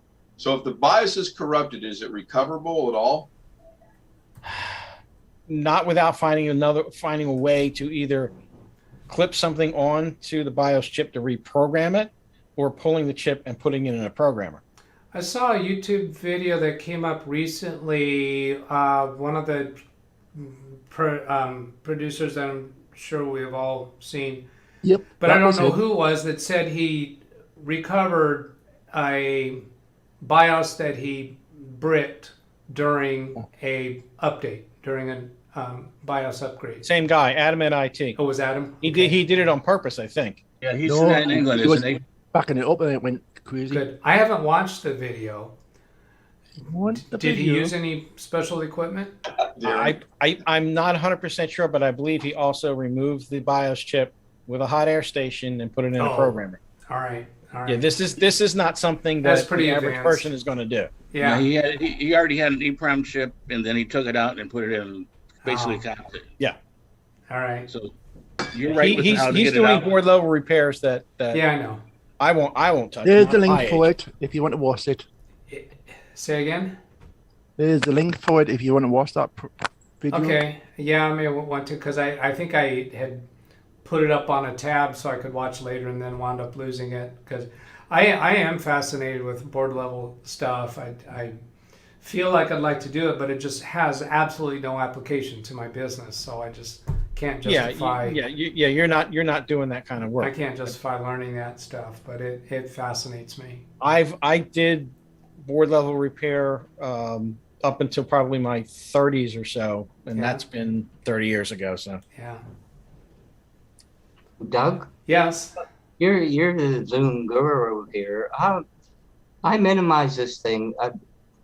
I'm just wondering. You guys use Zoom a lot. It minimized small that and went to the task tray, but then you open it and it's going to join a meeting or cancel it. Long story short, I can't get the screen back again without going out and coming back in. How about Alt Tab to switch to a different window, because the Zoom window for joining a meeting is a separate window than the actual meeting that you're participating in right now. Like Skype, it will not forgive the screen. Say you bring the YouTube video up. With Zoom, it seems to overlay it fine, but Skype won't. It won't give up the screen, if you know what I mean. It will not relinquish the screen to another window or whatever. I don't use tabs, so I don't. I just use private windows. But it goes to the taskbar. I tried it with Ken a few times. It seemed to work. But when I'm in with you, and it goes to the task tray, and you might get a couple of windows open on the task tray through Firefox. I can't get it back again. I can't get what I'm looking at now back again without, joining the meeting again. I just wondered, I'm not going to go on about Zoom a lot, but it seems to forgive, it relinquishes the control to your next window, you left click on the taskbar.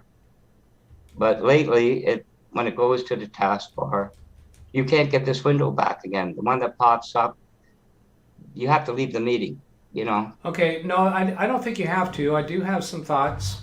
So I just tried to replicate what you're describing, and I think I did.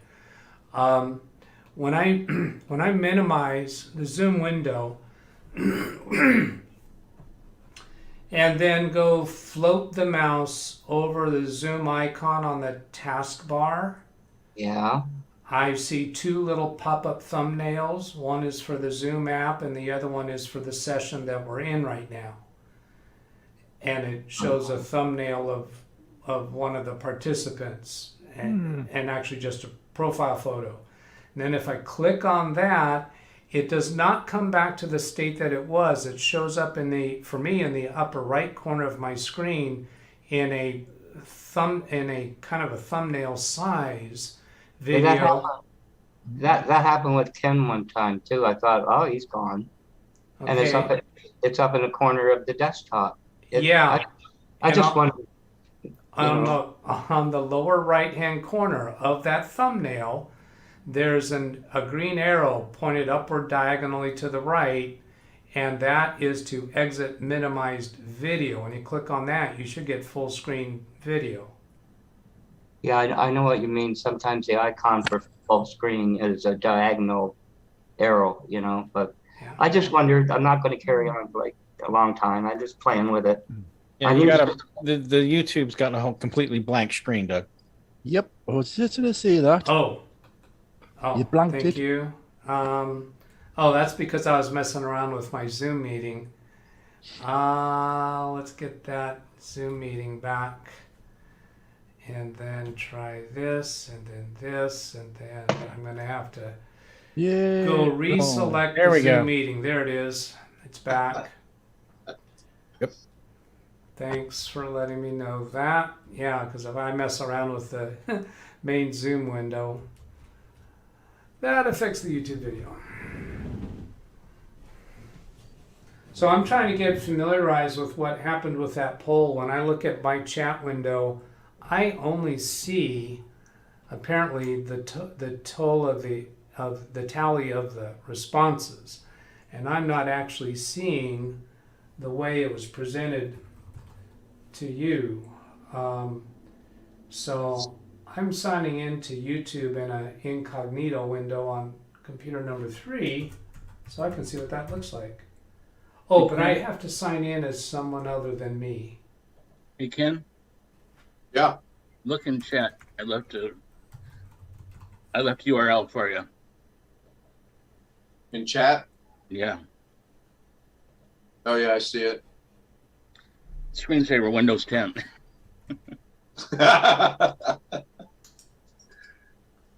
Oh, But it does have it. Yeah, you could point the screensaver to a whole folder of pictures and it would rotate through those. right. But does it rotate, or does it do like old screensavers where it just moves left to right horizontally? Or I think it had a couple of actions where you could maybe dissolve them or something. Yeah, I think the options are pretty limited. Right. I mean, again, I've said this a couple times on my streams. This is for us. Doug, as much as I would like to sell it, no one's going to be beating my door down saying, "Oh, please make me a screensaver," because as we know, most people don't use screensavers. I was That's just a trying lot to of come up with a poll. I know. What Hey, you I'll should give you a change it quarter. to is, should I animate more pictures? Of course, we wouldn't buy your kids' pictures, and you'd be weird if we did. So, Yeah, right. Well, yeah, I mean, Mrs. Ken has reached out to a few of her friends, and she says, "Hey, if you want my husband to make this for you, just send us the pictures." And bless her little heart, she's always looking at ways to make money. a way to make you work. Yeah. That's a security concern from Blackwatch. Giving your pictures to somebody else? That's risky. Yeah, well, no, that's not going to happen. Well, I mean, other than people on Facebook that download the pictures and everything else. Hey, I might be in jail right now. You don't know. Right. Well, our people in jail are more and more getting more and more freedom, so you very well could be. You're right, Jim. Get on the top bunk. I got the lower one. I don't want to know about that. Neither do I, quite frankly. That's funny. So is 11 p.m. 2300 hours? Is that a good time for everybody? I mean, I know some of you work at 6 and 7 and 8 in the morning. 5. I'll be there. Yeah, unfortunately, I will not be there. Is this an age you go to bed at 7 o'clock related thing, Jim, or something? No, 11 o'clock your time is midnight my time. Oh yeah, because you're out on the east. That's right. Yeah. Yeah. So yeah, I try not to stay up 12 o'clock. that late. Quite frankly, it's no. I think I asked Jim this a year ago. Can you still key? I'm sorry. Say that again. Can you still key? Can I still key? You Yeah. must be referring to Morse code. That is it. Oh. Okay. I have never. Really? I have never. I did it a few times when I was first licensed. I literally can't stand to listen to it. Ah. Are you talking dot dot dash dash dot dot that? Yep. Yeah. Yeah, I get confused on the first dot dash dot. No, I can't. I probably could learn it if I put enough time and effort into it. Quite frankly, I'm not interested in putting that much time and effort into it. Sure. I was telling you that I wanted to get the license, and back then you had to do 25 words a minute. That was for the extra. Yeah. Then actually, it was. I think it was 20 for the longest time. They dropped it down to 5 for everybody in 2001. Oh, I'm talking in the mid 70s. Oh wow, yeah, that goes back a ways. They dropped it down to 5 for everybody in 2001, and then they got rid of it as a requirement completely, either 2006 or 2007. Jim's being too modest. About what? Yeah. Rumor has it we wrote the original Enigma code, so No. Too much engineering in that. That's an engineering level that I have never attained.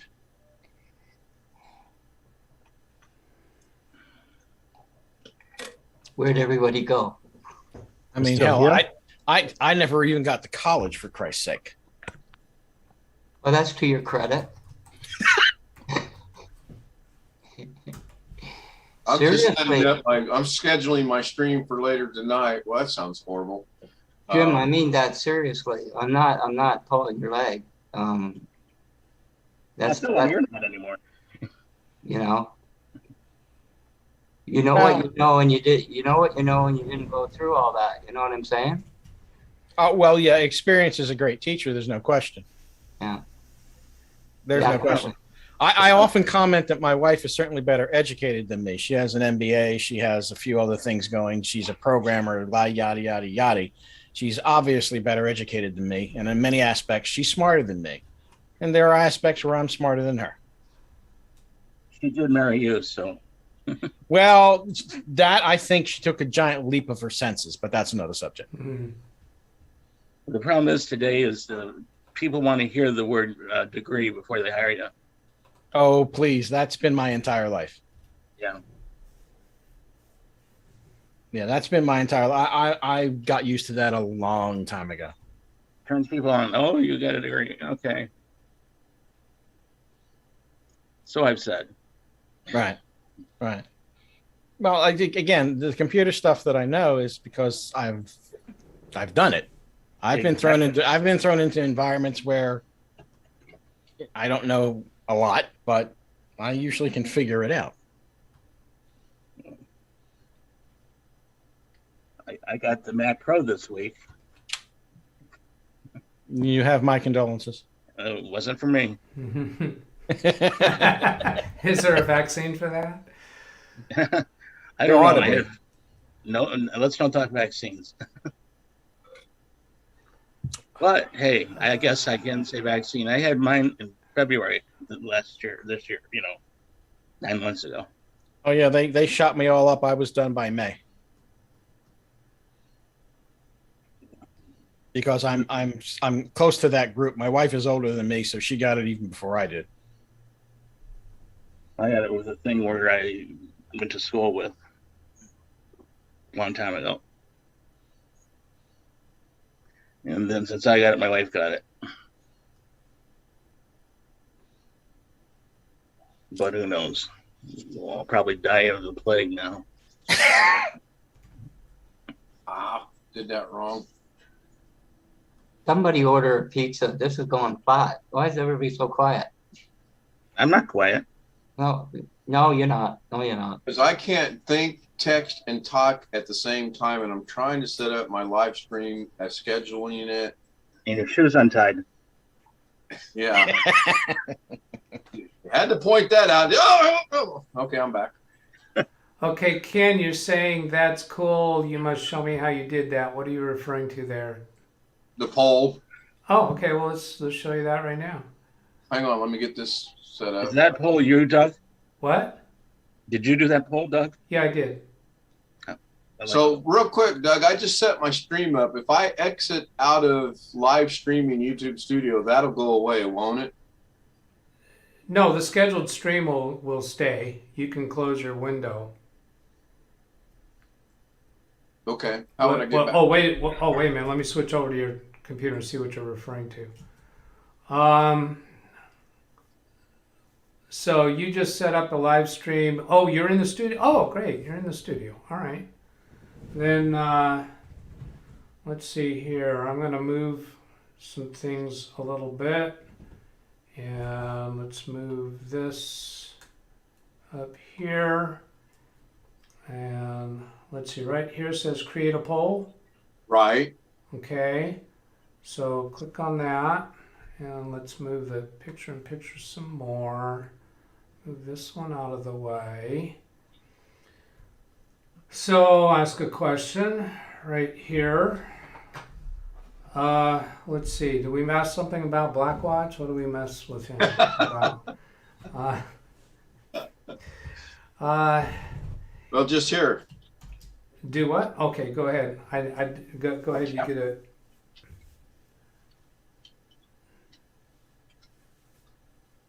We got 15 people in the house. Why don't they say something? I don't know, some of them are probably in chat, because there's some people in chat that haven't. Sam Lazar, Ida is there. Let's see who. Somebody was trying to come into Zoom, but he was on mobile and couldn't.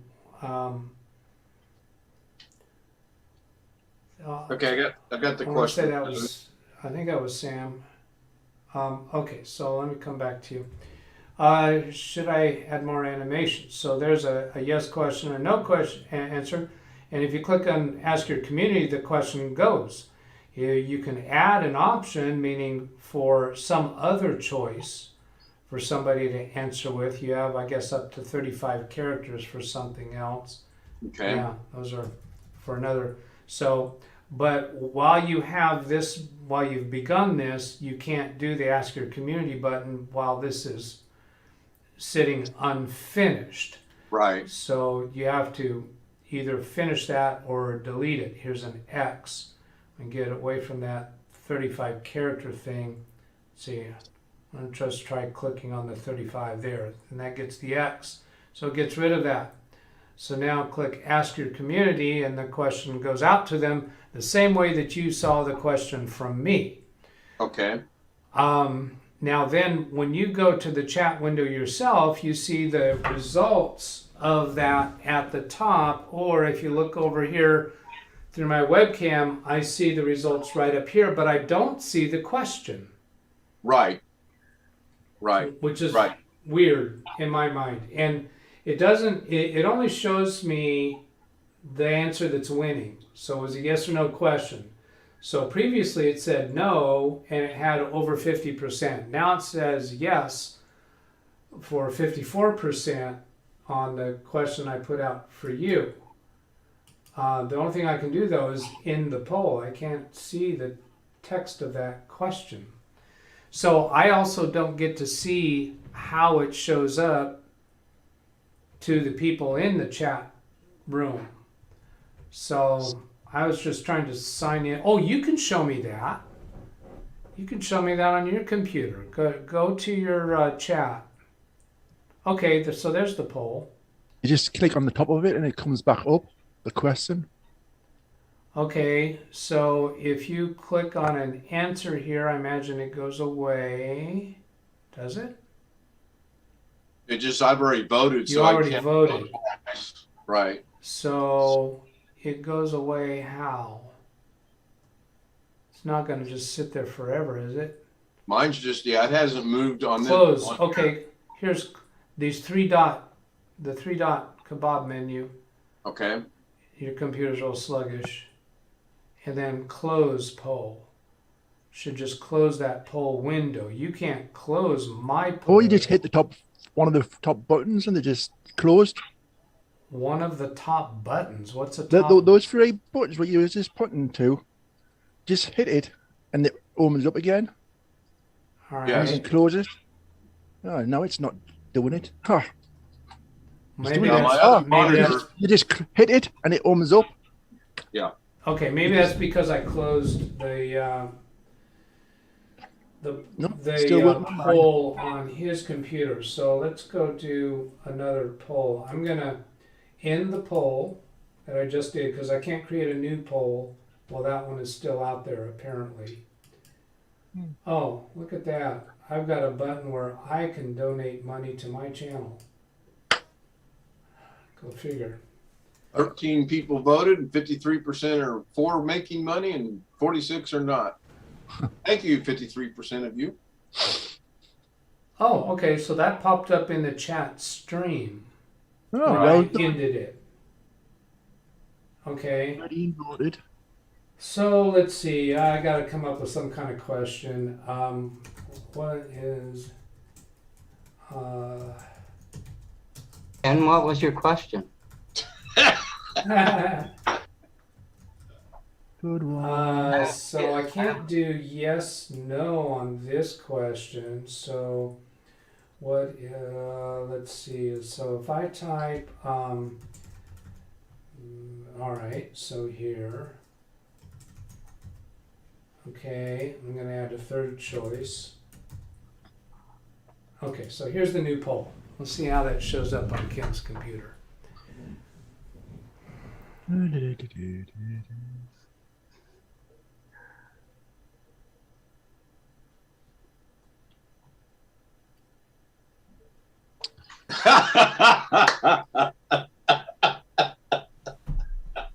What's the question? Who do I want? Oh, God. Yeah. I voted. You did. Yeah, just now 2 votes. 3 votes. 3 votes.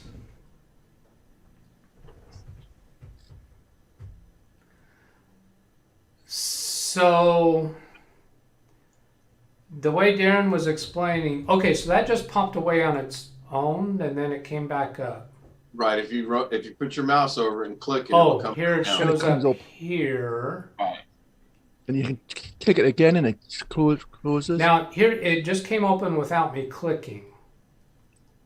So I clicked it. I So think if it's click, I think it's going to go small again just with a moment waiting. Pool 10. Ooh.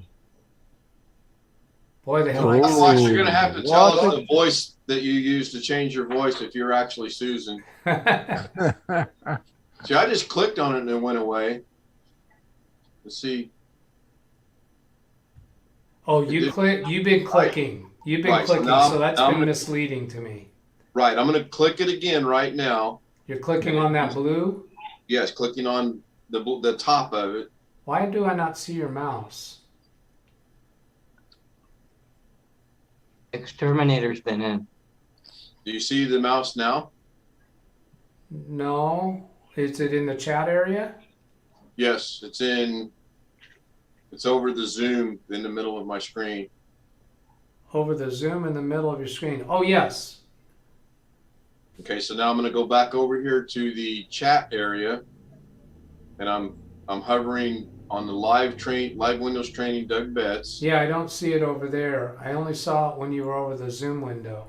What about? Can you see it now? I'm above that now. No. Okay, what about There, now? there I see it. Okay, interesting. You're not seeing it when I'm on chat. Yeah, but I can see it It's when you're in the YouTube window. Okay, let's see if you can see this.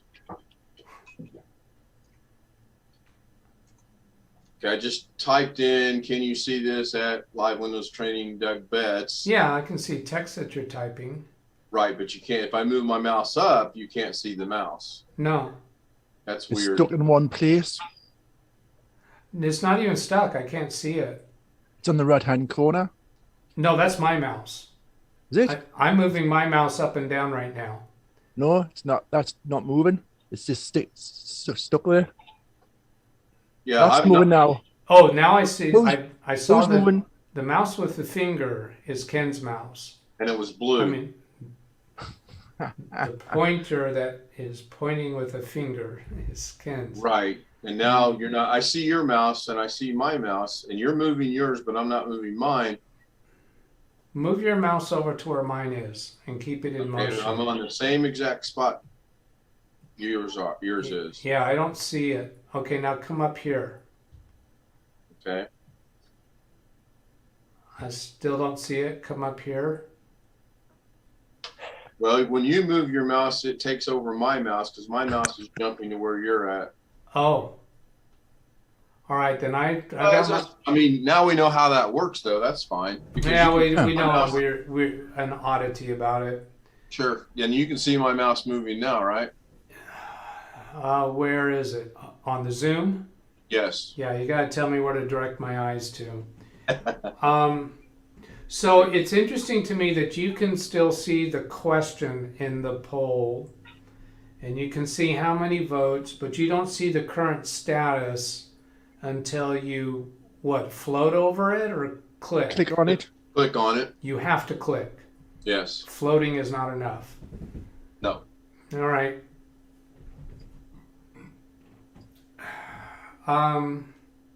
Yeah, and on my computer, all I see is Susan's 64%. I don't see the other ones at all in the live stream studio.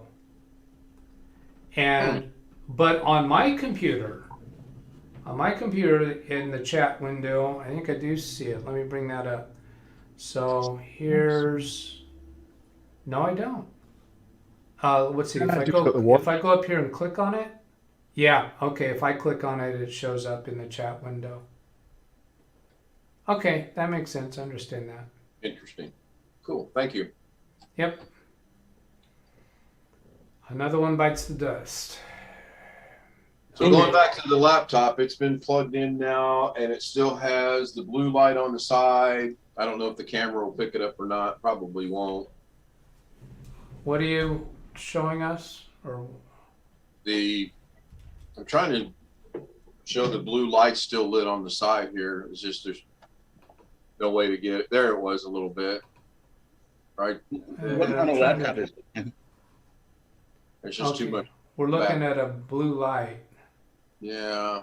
What model is it, or what brand? DV9000-9310 US is the exact model number. And who is it, though? Packard. Hewlett Packard. Is it Is the battery still on light it? for the SD port? Is that what you're asking? Yeah, it's on the, let me move me out of the way here. It's on, ouch. It's on the, you can see it right there. That's constantly on. Oh, Is So I the battery didn't still in do- the, is the battery still in the computer laptop? Yep. Okay. Well, it'll go out, well, no, the battery's on, so it just unplugged. But yeah, I've done it without the battery, with the battery. I've done everything I can think of to do. And I don't know what. And it had to have the battery in it, or you couldn't start it. Well, I've run laptops without batteries many times, but Yeah. it's my brother's old computer. He used it as a countdown for his timers for his poker games. It's not a great loss. Yeah. DV9000-9310 US. It is super old. Take the parts out before you junk it. Well, it's got a whopping 2 GB of RAM in it, so not sure what that would be used for. The hard drive, I believe, DV3 anyway. 50. I'm going to respond to a couple things in chat. Chris' question there, having issues tagging Jim. My guess is that when you type the @ symbol and then J, his name's not popping up, and that would be because he hasn't put anything in chat recently. So he's not showing up on the participants list anymore. Oh, but wait a minute, he is there. But that is something that happens if somebody's hasn't put anything in for a while. Oh, okay, second character, he shows up. But there he has put something in chat. And something else you can do, like you can, rather than typing, if somebody's no longer showing up as a participant, you can highlight their name, Control-C to copy that, and then put in the @ symbol and Control-V to paste it instead of typing out their entire YouTube handle. What else we have? So that's issues, proper tools, special clip. You can programming the BIOS on a motherboard. Thank you. I'm not going to be doing that. I think that's cool. You must show me how you did that. So that was where I left off. Coming back down. Next, orange. If you're ever out of video ideas, you can do a live Kahoot about your channel. I don't know what a live Kahoot is. Ken, can you see this? Oh, that's when you're having the issues with the mouse. And then Chris, he closed the chat at that time. I don't think that would have caused you a problem with putting something into chat. Question there's, where is Catherine? Let's see. Oh, well, yeah, I was thinking about her time zone. Her time zone would be fine for now. So, well, she's not here. And she's on the same as what I am, Central Standard Time. Yeah, yeah. Let's see what else we got. Close the chat. Cahoots is great. Kahoot. So he called that, let's see, Control F and paste that. Live Kahoot about your channel. Do a live Kahoot. Cahoots is great. Kahoot. It still doesn't tell me what it is. So let's go. I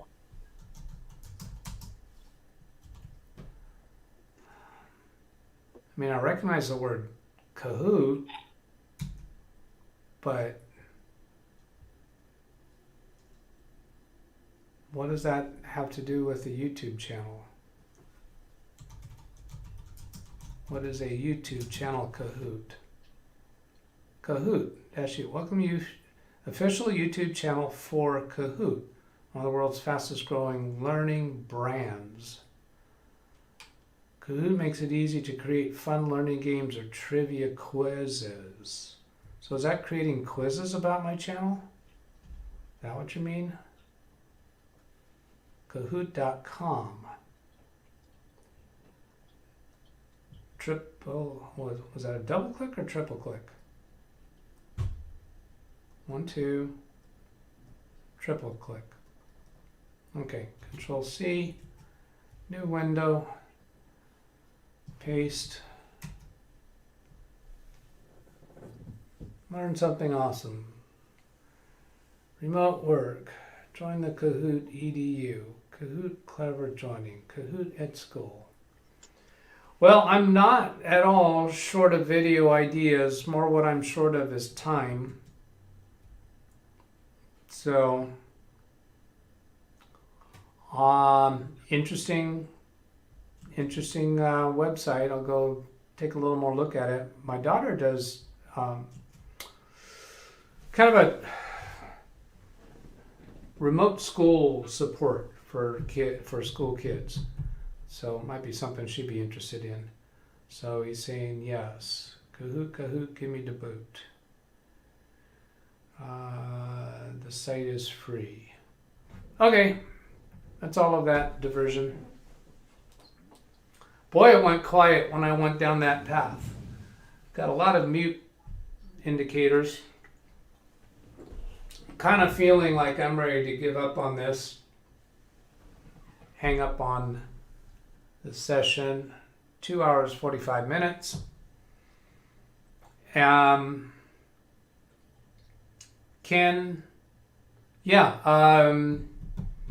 Your spam mail stuff, you're going to save up. You're going to keep some in your inbox and we'll do a session.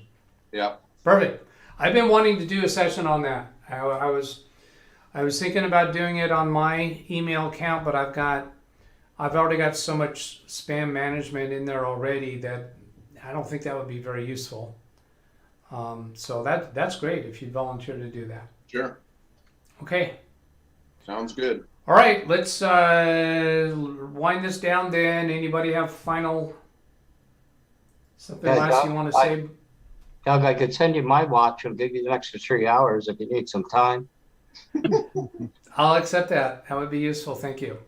Okay. No, I tried 12 o'clock. 12 o'clock for you, Darren? Yep. Oh, Nighttime. at nighttime, yeah. All right. Good night, everybody. I'm going to switch over to the Zoom session and end the session for everybody. Then I'll end the YouTube live session. Can I do a shout out?